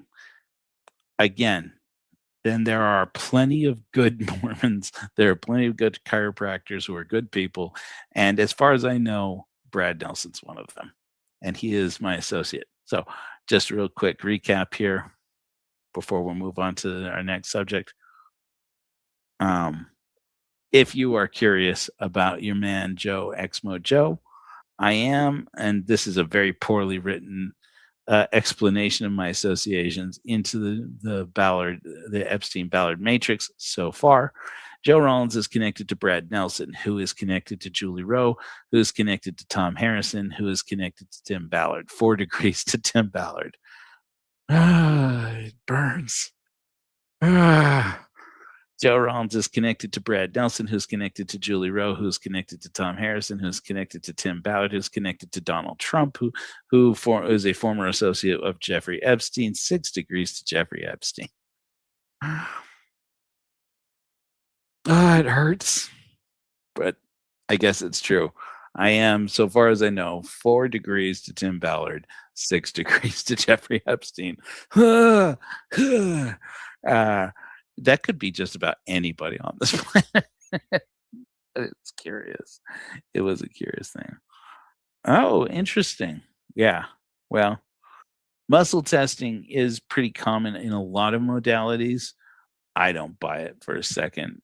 I've known a lot of people who are into it, so I don't try to make. I know a lot of people who are into muscle testing never murdered their children or their spouse. I know a lot of people who are into muscle testing and never practiced, as far as I know, satanic rituals or accused anybody else of practicing satanic rituals. However, most of the people I know who believe in satanic rituals do believe in things like muscle testing. So the one thing is not, these are not mutually exclusive, and so let that be what it may. How much of the body code, emotion code is involved in this, and frankly, how much responsibility can somebody like Brad Nelson bear for these things being taught and believed by his followers, or being taught and believed by people he's certified? The man's making money. He's doing what he can to run a business, and whether how clean or dirty his business is, I don't know. But as far as I know, the guy paid me on time. He followed through on everything that he promised to do. I could follow through on what I promised to do. And since then we have had a couple of email exchanges. I went up through my emails with him just the other day, which was mainly, hey, here's an associate who's interested in meeting you. Not sure if you're interested in that. And a reply from him saying, cool, thanks for that. Hey, it's great to hear from you. Again, one of the nicest guys I've ever met. And I did hear a rumor through a mutual friend of ours a few years ago that said that Dr. Nelson had been excommunicated from the church, and or that he had left the church. I don't know that to be the case. If it's true, good for you, man. Me too. Long time ago, but whatever. As a matter of fact, it was that year. It was that summer I was excommunicated from the church. The year that I did that show with Dr. Nelson. But apropos of nothing, I'd been out of the church mentally. I had been telling people I was ex-Mormon and atheist for 10 years by that point. So, in any event, so that's how your man is associated with that. Do you feel dirty as fuck now? Should we do something else? So yeah, this Gordon Bowen thing, though, you mark my words, that's going to come back. The associations with Gordon Bowen. This guy, I don't trust him. And David Hamblin, the same. You get into this David Hamblin and David Levitt. David Levitt? Is it David Levitt? You get into the Hamblin and Levitts and Lees and these groups, these Mormon families, political families, and there are wild stories. We'll have to do a wild story just about the Levitts. The Levitts are crazy, a crazy story in and of themselves, basically. The Lees are especially a crazy story. John D. Lee, the guy who took the fall on behalf of Brigham Young for the Mountain Meadows massacre. His family is the same family as Mike Lee, Utah Senator Mike Lee, and they're connected into so much stuff, the wild, crazy stuff. You wouldn't even believe it. Like, you just go through that family alone, and the amount of crazy that there is there. Udall Lee, thank you, Huggy, which is interesting because actually one of the more interesting and I think one of the more compelling characters in Utah, not in Utah politics, but in Mormon politics and history, was a man named Mo Udall. If you're familiar with the story of Mo Udall, I've said for a long time his story would make an excellent movie. Mo Udall was a one-eyed Navy veteran basketball player who was also the senator from the state of Colorado. And I think his sons and or nephews are senators and or Congress people. I mean, it's a fascinating story, the Udalls. But yes, the Udall Lee family is very closely connected, and as I understand it, very closely connected with the Marriotts and or the help me out here, guys. Romneys. So, I mean, take that for what it's worth. Let's look at something more. Let's look at something else for a bit, because this got dark in a hurry. At the Church of Korihor, we are a spiritual community for godless people. One of the things that we've been very concerned about, and that I am very concerned about as the spiritual leader of this godless community, is social media and how social media is disrupting and destroying our lives. And particularly how billionaires and corporations are destroying our lives and creating spiritual blockages or blockage of our, yes, we eat all the incoming members. Yes, we do. And they love it. Let me show you one of the reasons why I think one of the things that I think we as human beings hate about social media is the fact that we are all the time selling our attention to corporations.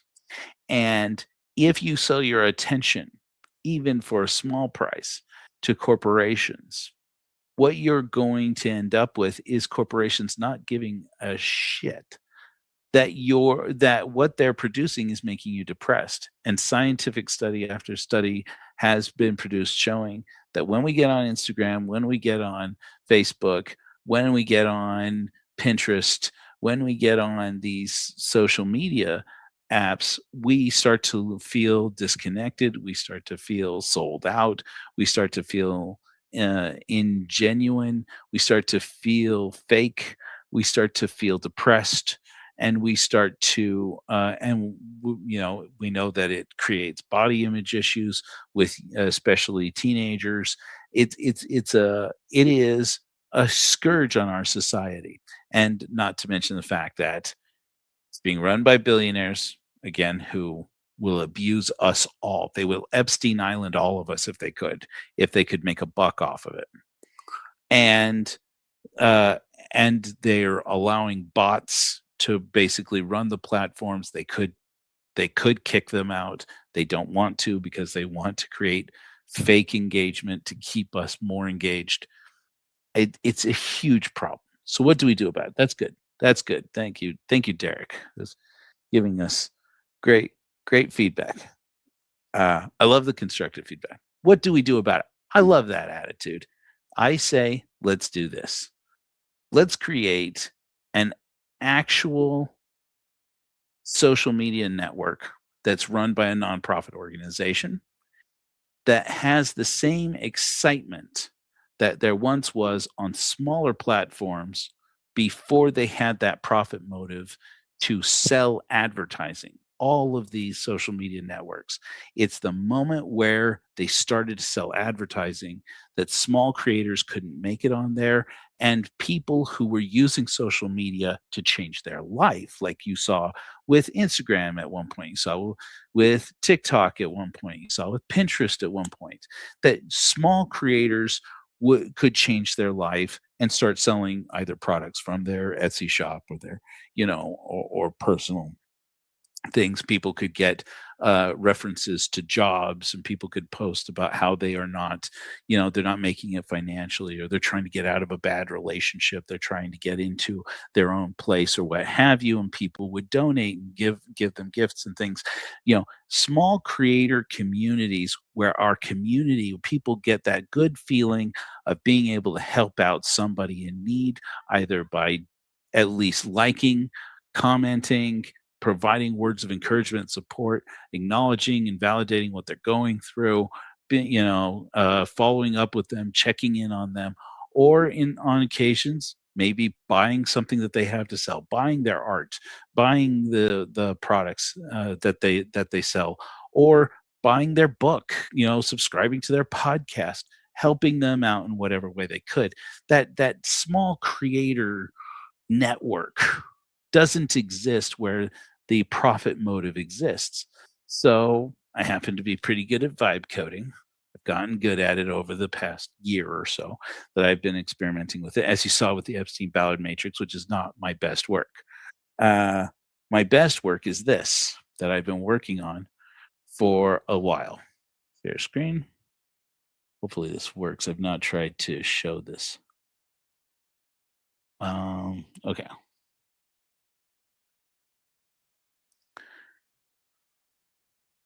So the thing that we're going to look at here, let me go ahead and go back all the way out. Hopefully, so the app that you're going to see here, yes, I know up in the upper right hand corner, you guys can see this, right?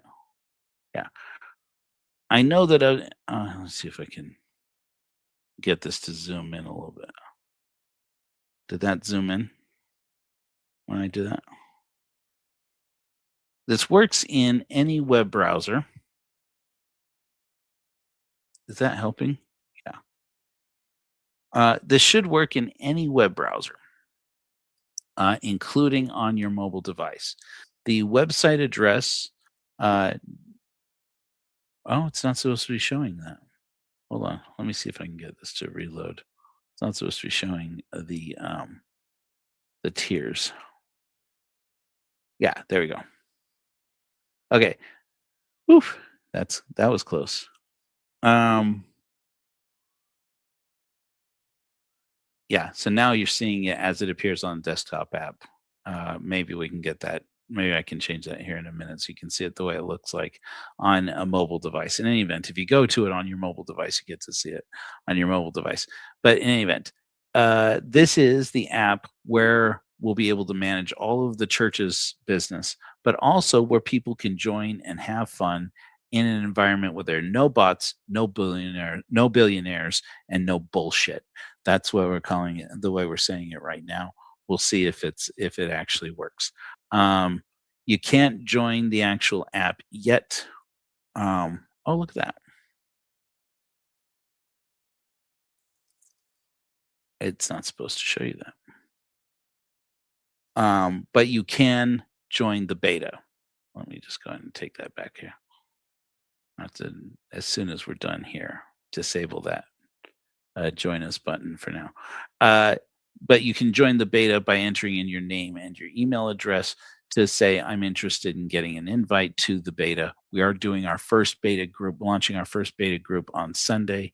It's going to be pretty podunk while we're kicking the tires, but I want to show you how cool what we already have is. I'm going to go ahead and sign in, my username and password. This is what the app looks like when you first load it up. Okay, good. It did load it up in the mobile interface. So it looks like this inside the actual, even in a desktop app. If I click over here on this exit mobile mode, it takes me to a full screen mode. But I like to use this just because most people will be using the app on their mobile devices. So this is how I like to demonstrate what it looks like. So this is my U page, my U screen. As you use the app, you're going to see here, it's going to log you in. It has your ID card here. In the future, this will be something that people can share with other people, especially if you become ordained in the Church of Korihor as a luminary, not something everybody's required to do. By the way, joining this, you'll be able to join the app for free. You can also join as a contributor, which means simply that you are just a user who also donates to support, donates $48 per year to start, or you as a VIP, which at this point is going to be $48 per month to support the work of the Church of Korihor. You'll have access to a few more features than people who are signing up for free, but for the large part, it's going to be an app where people sign up for free. Over time, if you want to donate to the Church of Korihor, we'll take it. But for the most part, it's going to be a place where small time creators will have a platform where they can say, look, I'm in a bad situation in my life, or I'm trying to get off the ground. I'm trying to get into a better situation. I'm trying to create something better for myself, pay for medical treatment that I need, or that my kid needs, or something like that. Those are the people who will get approved for ads on the network, and everybody else will just use it for fun. And we'll use it for fun. And when you see ads, they're, instead of being ads to support a corporation, they're going to be ads to help somebody out who's in need. And as we get more people on the platform, my vision is one day, you'll easily be able to say, let's get 1,000 people to give $5 to help this person out. Let's pitch in $2, so that we can help out a person. Why give your attention and money to a corporation or a billionaire who doesn't need it? Give it to people. Let's do this to take care of each other. It's also how we're going to connect mutual aid networks. People who are raising food for immigrants who can't go, who are afraid to go out. People who are trying to help, a single mom who's trying to get a car, so that she can go get her kids to and from school and go to work and get, apply for jobs and things. Any of these situations, as you can imagine them, we're, instead of competing with those mutual aid groups and mutual aid networks. Let's start networking with them. We're already engaging in it. And ordained luminaries for the Church of Korihor, people ask me, what will ordained godless clergy do in your godless church? I say, we're going to go out there and we're going to build associations with the people who are already doing the work. And we're going to say, what do you need? How can we do it? And then when we're not doing that, we're going to go out there and we're going to put boots on the ground and we're going to do the work ourselves. So that's what we're doing here at the Church of Korihor. And the Korihor app is going to be a fun way to do that together. As you're going through, you're going to see that there are little ads that pop up for things like Do You Overview. Overview is our meditation app that's not working at the moment, but we're working on it. You're going to see little ads for things like this. Healing starts with deconstructing, right?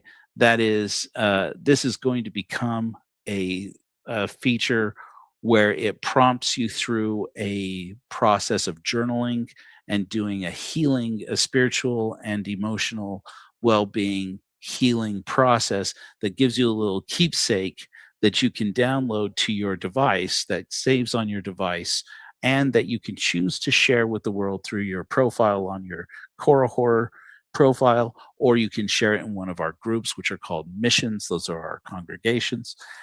Or you can send it to somebody and, you can post it anywhere.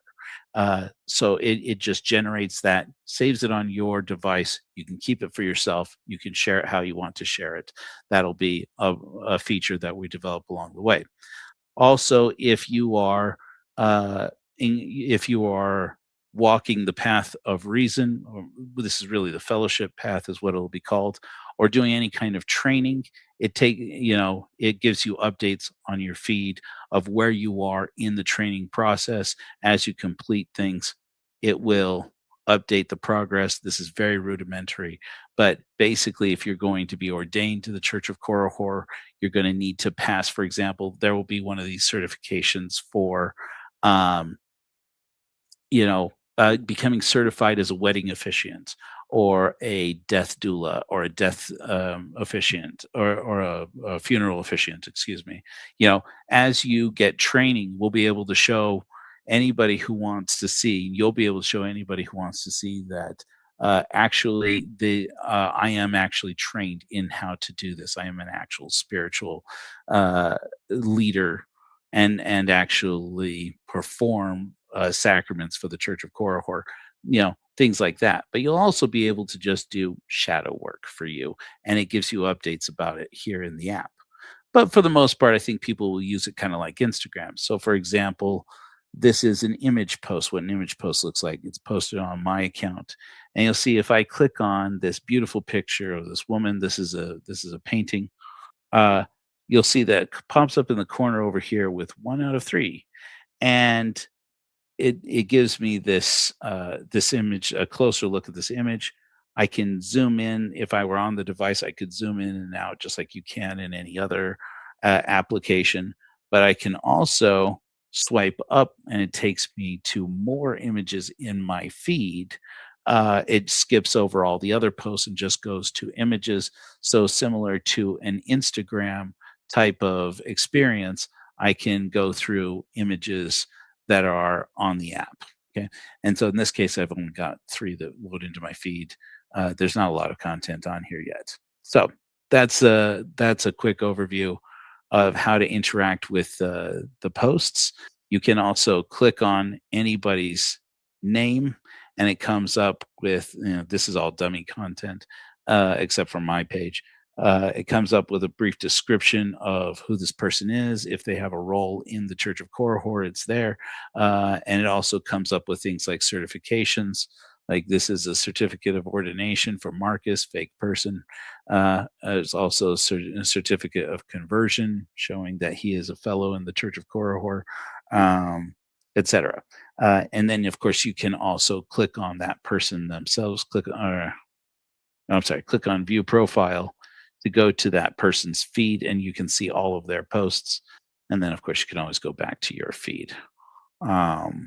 So yeah, and then every once in a while, it comes up with these caring posts. This is where the ads are going to be that you're going to see that is occasionally it's going to pop up with maybe a video or just an image that says, Julie is in a bad situation where she's trying to get her life back on track. We're all going to pull around her and strengthen her and help her out. She's got this great book that she's just released. If you want to support Julie, go buy her book and leave her a review if you like it, something like that. That'll be here also. But then also over time, we'll have more and more posts that'll be like, hey, did you know that you can use the Korihor app to do this and that? And we're going to be coming out with a lot more features for the Church of Korihor, but also just features in which we can build community, have fun, do everything that you do on social media, including eventually there will be more video-based features similar to like TikTok or YouTube Shorts, and also some video on demand services similar to YouTube. Probably more similar to uh, probably more. I'd say you probably think of it more similar to like a Netflix. As we get more and more people and we get more and more donations coming in, we'll be able to do more and more and include more and more features. And we'll be collecting information, suggestions from people, ordinary people who use the app for what you would like to see. And the idea here is to create an ad-free experience all about building community, enjoying the things you love, enjoying them as a community, keeping yourself safe, keeping your emotional development moving in a positive direction, and making positive choices for yourself. To wit, if you swipe right on that feed, it loads the serve page. This doesn't work yet. It looks like it works, but it doesn't quite work yet. But basically, this is where you're going to find all of the missions, and eventually you will also find all of the training that's available for those people who join the Church of Korihor and want to attend our services and congregations. There's going to be, for example, a mutual aid network mission. You can join that if you want to get involved in mutual aid. Reason and Science, you're a person who loves reason and science, you can join and get involved in regular conversations. Those are missions of the Church of Korihor. Hellfire Agency, which is what you're observing here, is our podcast. That's a mission of the Church of Korihor. The Luminary Council, which is people either who have been ordained as luminaries in the Church of Korihor or are currently in the process of becoming ordained to the Church of Korihor, will be able as clergy for the Church of Korihor, will be able to join that mission. Again, this doesn't work quite yet. I've been working on this U feed, which, by the way, I can get back to by swiping left. Again, I got to this by swiping right. It works better on the mobile device, which is good because that's pretty much how most people are going to use it. And then there are going to be regional missions. One of the most common questions I get about the Church of Korihor is there a congregation I can attend, or can I start a congregation of the Church of Korihor? We have people in the Midwest who are really interested in it. We've got people up in the Pacific Northwest who are interested in starting regional missions. We have people out in the West Coast in California who are interested. So as we get this feature going, we're going to start ordaining people across the country to become luminaries who are in charge of regional missions of the Church of Korihor and ordaining those people. Oh, by the way, at any point in time, if you want to post something, that's what that little button is down there. You can post to your profile or to any of the missions that you belong to, and you can edit your posts. That's something that took Jack Dorsey and freaking Elon Musk like 25 years to create. I built it in our platform in like 5 minutes. It cost me less than $4. We're just that good. Vibe coding is powerful, man. Also, you have bold, italic, and strike through, and hashtags are all things that you can add on here, and you can hit add images and actually upload images, up to 6 images at a time at this point, to your feed, or you can add it to any of your missions. Why it's not populating my missions, I'm not sure. I'm gonna have to look into that. But any event, so when you click on serve, that's where you're going. That's what you'll be able to see there. If you swipe right again, it takes you to play. There's nothing there yet. I want you to use your power of imagination here to envision what'll be here. What's going to be here is going to be a video on demand service where you can watch live content from the Church of Korihor, but you can also go and watch podcast episodes of Hellfire Agency. You'll be able to watch documentaries, movies, TV shows. I can envision sometime in the future, 5, maybe 10 years from now, there are whole productions that are made like a miniature Netflix just for Korihorites. Well, we call ourselves Korihors, but also people who are just interested in it in our community and want to have fun and want to enjoy good quality content. It doesn't necessarily have to be connected with atheism, doesn't have to be connected with ex-Mormonism or ex-evangelicalism, but though certainly it could be. But we could also just create, we can put anything we want up here. And people who are in the community, they'll be the ones deciding what's going to go in here. You'll be the ones helping us through this. Now, all throughout this process, all of this is going to be curated by the clergy of the Church of Korihor and by high trust members who are on the app, using the app. I'm still working out how exactly that's going to work, but basically the vision I have for it right now is if you have a good eye for content that people like, and you have a good eye for vouching for people who are good at creating content and being aware of what is healthy and safe for the community, your trust profile will grow inside the app. And at some point, you will be selected from time to time if you want to be. If you agree to it, you will be selected to be a juror. And as a juror, what's going to happen is when there are issues that we, as the heralds, go, you know what, that's not my call. Let's throw this out to the jury and say, what do you think? Is this content appropriate or not appropriate for this mission or for the platform?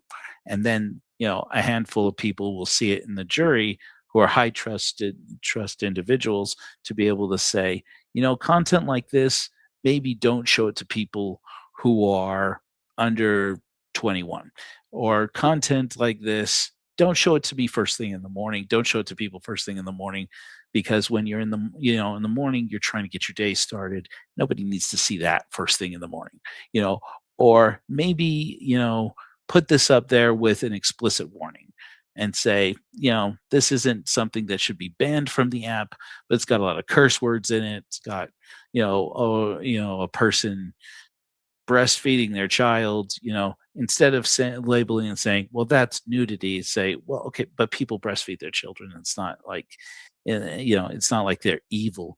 It's just bodies. It's just nipples. Men have them too. And say, I don't think it should be banned from the app, but I do think that it should be placed someplace out of, the view of whatever, people who are, registered felons or something like that, or what have you. All of that will become part of the curated experience, where we will lean on people who are willing to donate their time and be a part of a community. Also, there will be a box in here, or however, I'm not really sure, though there will be a button in any event for a feature called tables. And the tables will be where people will be able to play games, and we'll be able to do things like, part of the vision I see is maybe like a clue game, like a mystery, solve a mystery together, or a game similar to Catan, or Pit, if you guys, any of you remember Pit, like the resource sharing games, which get so lively and fun and people have a good time. It's basically like a party. You could throw a little party, and so you will have a table. Once you start a table, you can make it so you can invite people who are on the app at that point in time, say, hey, I just started a table, you want to come play a game with me? Or you can publish it to the whole congregation, to the whole community, and publish it out there and say, "Hey guys, I just launched a table. Anybody who wants to come on in, come play a game. Let's have a good time." My vision is that one day we'll even be able to launch a live video component to it. I'm still figuring out how that's going to look, where you can either see the board that everybody is playing, or if that person has, let's say, a Vimeo account, maybe a YouTube account, or what have you, and they want to go live and say, don't just look at the board, look at the whole, look at our whole StreamYard, look at our whole community. And then people will be able to not just join in to play, but be able to join into the comments like we have here, join in and start commenting and having a good time. And, if you don't want to play the game, but you just want to witness as other people are playing the game and, joking around with each other and having a good time, we'll be able to have a community like that, or something entirely different. The beautiful thing about this is we can code whatever we want. If it can be dreamed up of something that can be built in HTML, Java, Ajax, JavaScript, if it can be programmed with Python, we can build it, put it in here and say, is this something people like? And the beta testers will be the first people to decide what those features will be. Basically, we have the shell of our own social network. Works on, in theory, every device, desktop or mobile. It will have all the same features and hopefully a little bit better, but it has no bots, no billionaires, and no bullshit. And that's the Korihor app at korihor.app. That's how it works. I'm going to have to go over to Replit now. This is the software I use to make this, and say temporarily hide the sign up button until we are ready to launch the beta. See how long it takes for it to do that. This is what I have been working my ass off on all week. Okay. 1 week ago, those of you who were here for the for my godless sermon, which normally I'm a little more prepared for, last week, know that I barely started on this about Friday of last week. It is now Friday of this week. Well, I guess now it's technically Saturday of this week. And that's what I've built in a week. And I have spent, roughly $300 in credits so far, which was not comfortable. That's not comfortable for me. But I believe in this. I believe this thing can change the world. I'm pretty freaking jacked about it. Ding, I just got informed that that button's been removed. Go ahead and publish it. I don't want anybody paying for the app right now or paying for membership in the app right now until it's at least at a better place in terms of security and privacy and things like this.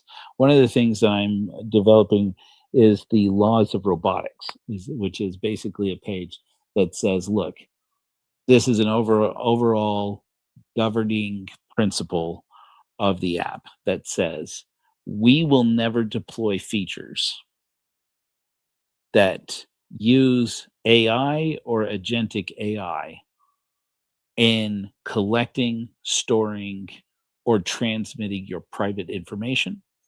And we will shut down and quote unquote poison any attempts from outside sources and outside AI and agent AI and scrapers to do the same. In other words, we are going to go aggressive about shutting down hackers and shutting down people who are hackers, people who are trying to scrape your profile account because they're your employer or something like that.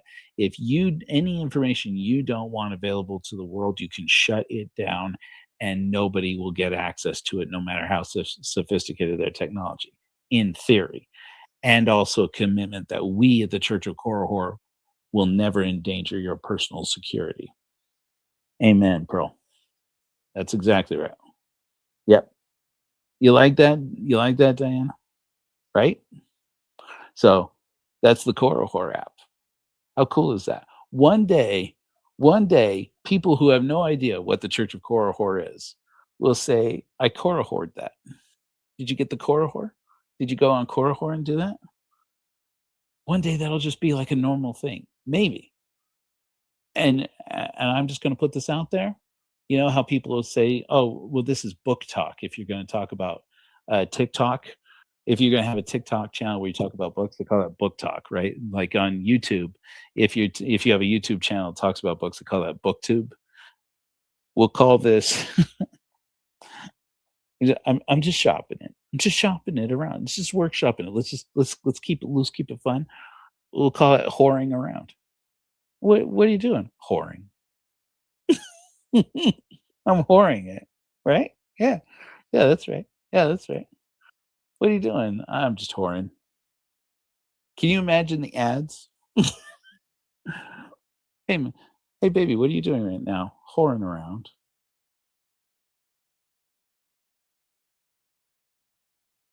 You're what? It's whoring around on the internet. T-shirts. What you doing? Whoring around. Just whoring. Just whoring. And when people say, what kind of organization is this? You say, well, it's based on the story of Korihor. What is Korihor? Oh, he's this guy on the internet. He was this guy in the Book of Mormon. He was a villain in the Book of Mormon who turns out to be the good guy from the Book of Mormon because he was an atheist. And one of the things, one of the wonderful things about him is it says that he did cause many of the men, yea, and also the women, to commit many whoredoms, telling them that when a man dies, that was the end thereof. Couldn't have said it better myself. I just and I just did. It's like, yeah, that's exactly right. That's exactly right. And then does that mean that we're whoring around? You know what? Don't threaten me with a good time, dude. I'm loving it. What do you guys think? The Korihor app. Do you guys like the tables idea? Do you remember a few weeks ago I tried and failed miserably to create in like an afternoon an application where we could play like a Family Feud style game, and it sucked, but we had fun anyway. Can you imagine if we created a Family Feud game that actually worked? Or maybe we played like or we created like a Magic the Gathering style game where you actually collect and can save cards, and then you can have people who are designers for cards, and it's like I'm just going to sit here and draw out the illustration and create cards for a Magic the Gathering style game, or or other tabletop games. Maybe we'll have like Dungeons and Dragons meetups. Why not? I mean, we're already going to get accused of being the Church of Satan anyway.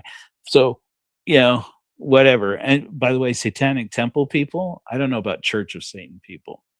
Uh, if you're out there, um, I don't know about you, but Satanic Temple people are pretty badass. They're pretty cool atheists over there at the Satanic Temple.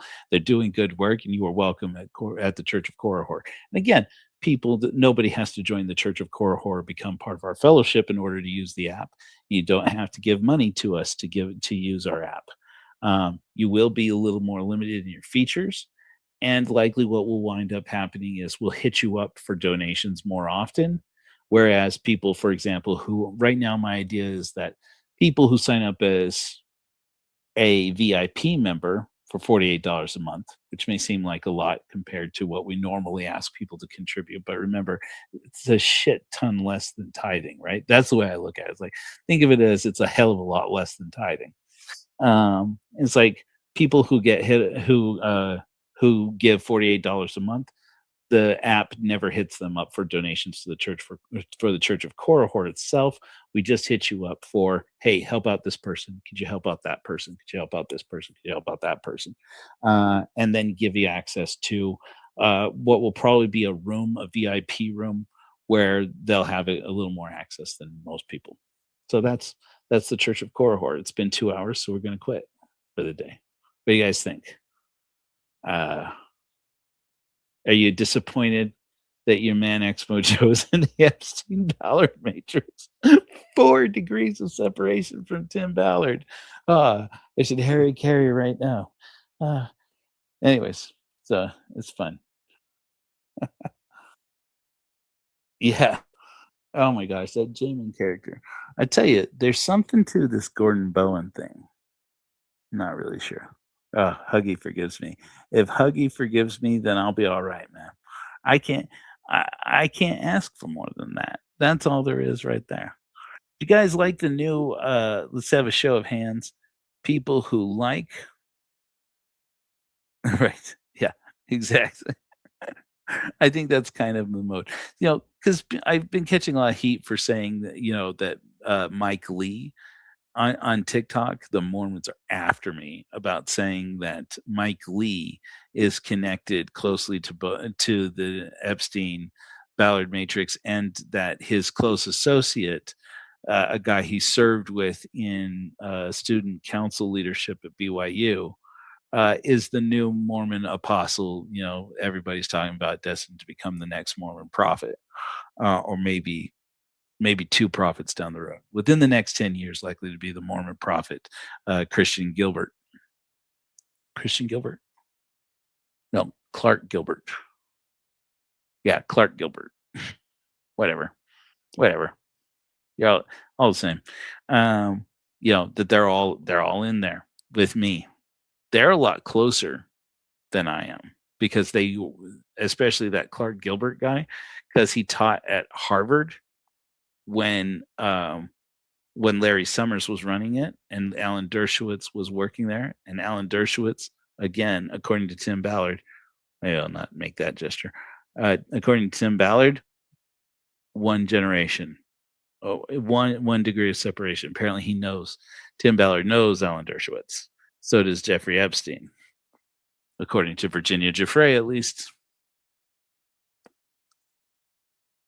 They're all closer than you would think.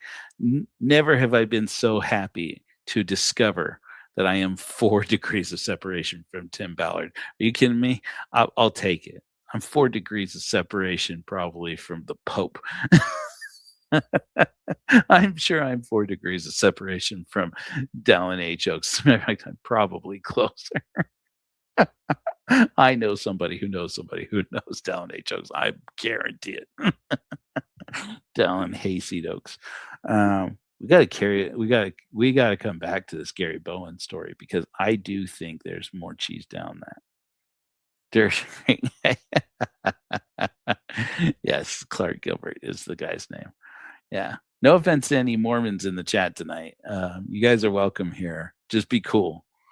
And I hope you guys will go to korihor.app and sign up for the to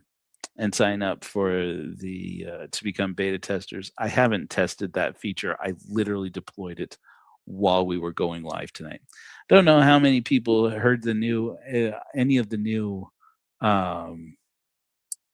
the new hymns of the Church of Korihor that we launched last week, but I'd love to play one of those for you now, just because I love them so much. I've been listening to them every day. I'm in love with the music of the Church of Korihor. Do you know we have, I think I counted the other day, we have 30 official published godless hymns at korihor.org. The interface for that is we have so many hymns that the Wix-based interface is starting to go a little bit wonky, so sometimes it will lock up and freeze on you. So we're going to definitely have to deploy more features using the Korihor app for people to listen to music. Here's another thing. Ooh, do I show you? Yeah. You guys want to see one more thing? This is just an idea. You see that little plus button down in the bottom of the screen there? I had the idea that maybe you'll be able to hold your finger down on that post button and move it anywhere on the screen that you want. And there will be a dial around it. This is just an idea. I'm throwing it out there. By the way, beta testers will have access to a list of ideas we're dreaming up and also bugs that have come up while you're testing, and prioritizing it so that as we go through, you can comment and add your own input on different ideas of this is a good idea. I wish that it would have this, or I wish it would have that, and you'll even be able to propose new ideas for features, vote for those things, comment on those things, contribute to the dream of these expanded features. And a lot of how the app works will be dreamed up by the people that I trust to help us figure out some of these, figure out what features are out there, what features people want, and we'll just build it as we go. We'll make it do whatever we want. But I was thinking what would be really cool is if we can make it somehow ingest RSS feeds, or deploy RSS feeds for podcasts that have been approved by the Church of Korihor is consistent with the values, the 12 values of Korihorism, including things like body and sex positivity, or BIPOC advocacy, and LGBTQIA plus inclusivity, and eco stewardship, and intellectual honesty. And then, and also where we can publish music, like hymns of the Church of Korihor, and then just ambiental music. If you just want to have a peaceful, something going on, we could create our own podcasts, or our own feeds that can run in the background. That, like, we can invite people who've written books and say, hey, you want to promote your book? Come on the show. We have all these users on the app who are interested in audiobooks. Come on and either play some of your audiobook for us, or even just come on the program and read from your book for us, and see if we can. And then we'll put a link in there for people to hop over to Amazon and buy your book. The possibilities for building a community where we support small creators, and we work with people to do their own shadow work, and to volunteer, and to serve other people, and to get support from a community, to get support for their art, get support for their growth, their personal growth, make a whole living out of helping other people and being helped by other people, and having community. It through one hub, and even planning in-person events or online events where we get together and say, let's get together and have a good time, and support each other through this time. I think that this is exactly the kind of thing that we need in the world right now. And also, we're going to have to overhaul our overview app so that it actually works, and start doing more meditation and integrating that into the app. It's all kinds of. I mean, I'm just like super stoked about this. I don't know if you guys can tell, but in a week, we've already got basically a functioning app. I've even connected Stripe, the payment processor, to the app. I haven't tested it yet, but in theory, we can even start taking payments on the app right now. I just don't have enough in there that works to say, let's all go out there and do that. So I'm still referring people to saying, look, if you want to help with the app and help to defer the cost. Again, I've spent about $300 this week just vibe coding the app, which was not comfortable, but considering everything that we've developed so far, pretty cheap, honestly. You can always go to korihor.org/donate. In the meantime, let's go ahead and get this thing out of here, and let's hear a godless hymn. Just because I love it so much, and I don't see any reason why I can't do a closing hymn that I like and want to hear. I'd love to share with you all our new godless hymn, From This Breath to My Last. I'll see you guys on Sunday for Godless Sermon.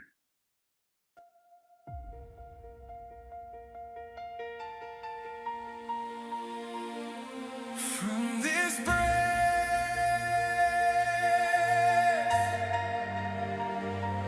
from this breath,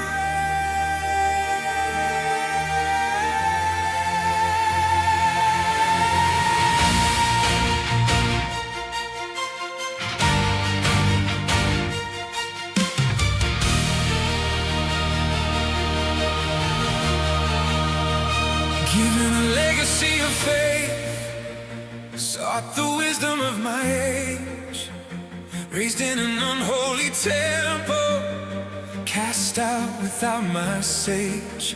But I am not dead, not beaten. From the tomb of saints I rise, raise the sinner's hand and heart. I take my oath, oh take my oath. From this breath, no gods will hold me again. To fools or kings, I'll not bend.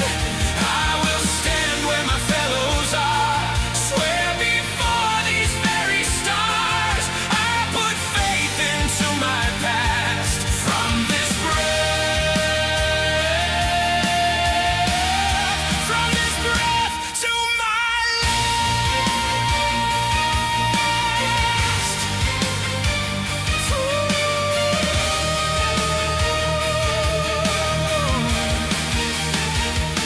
No savior can buy me, no prophet knows my fate. Truth they cannot pray for, nor excommunicate.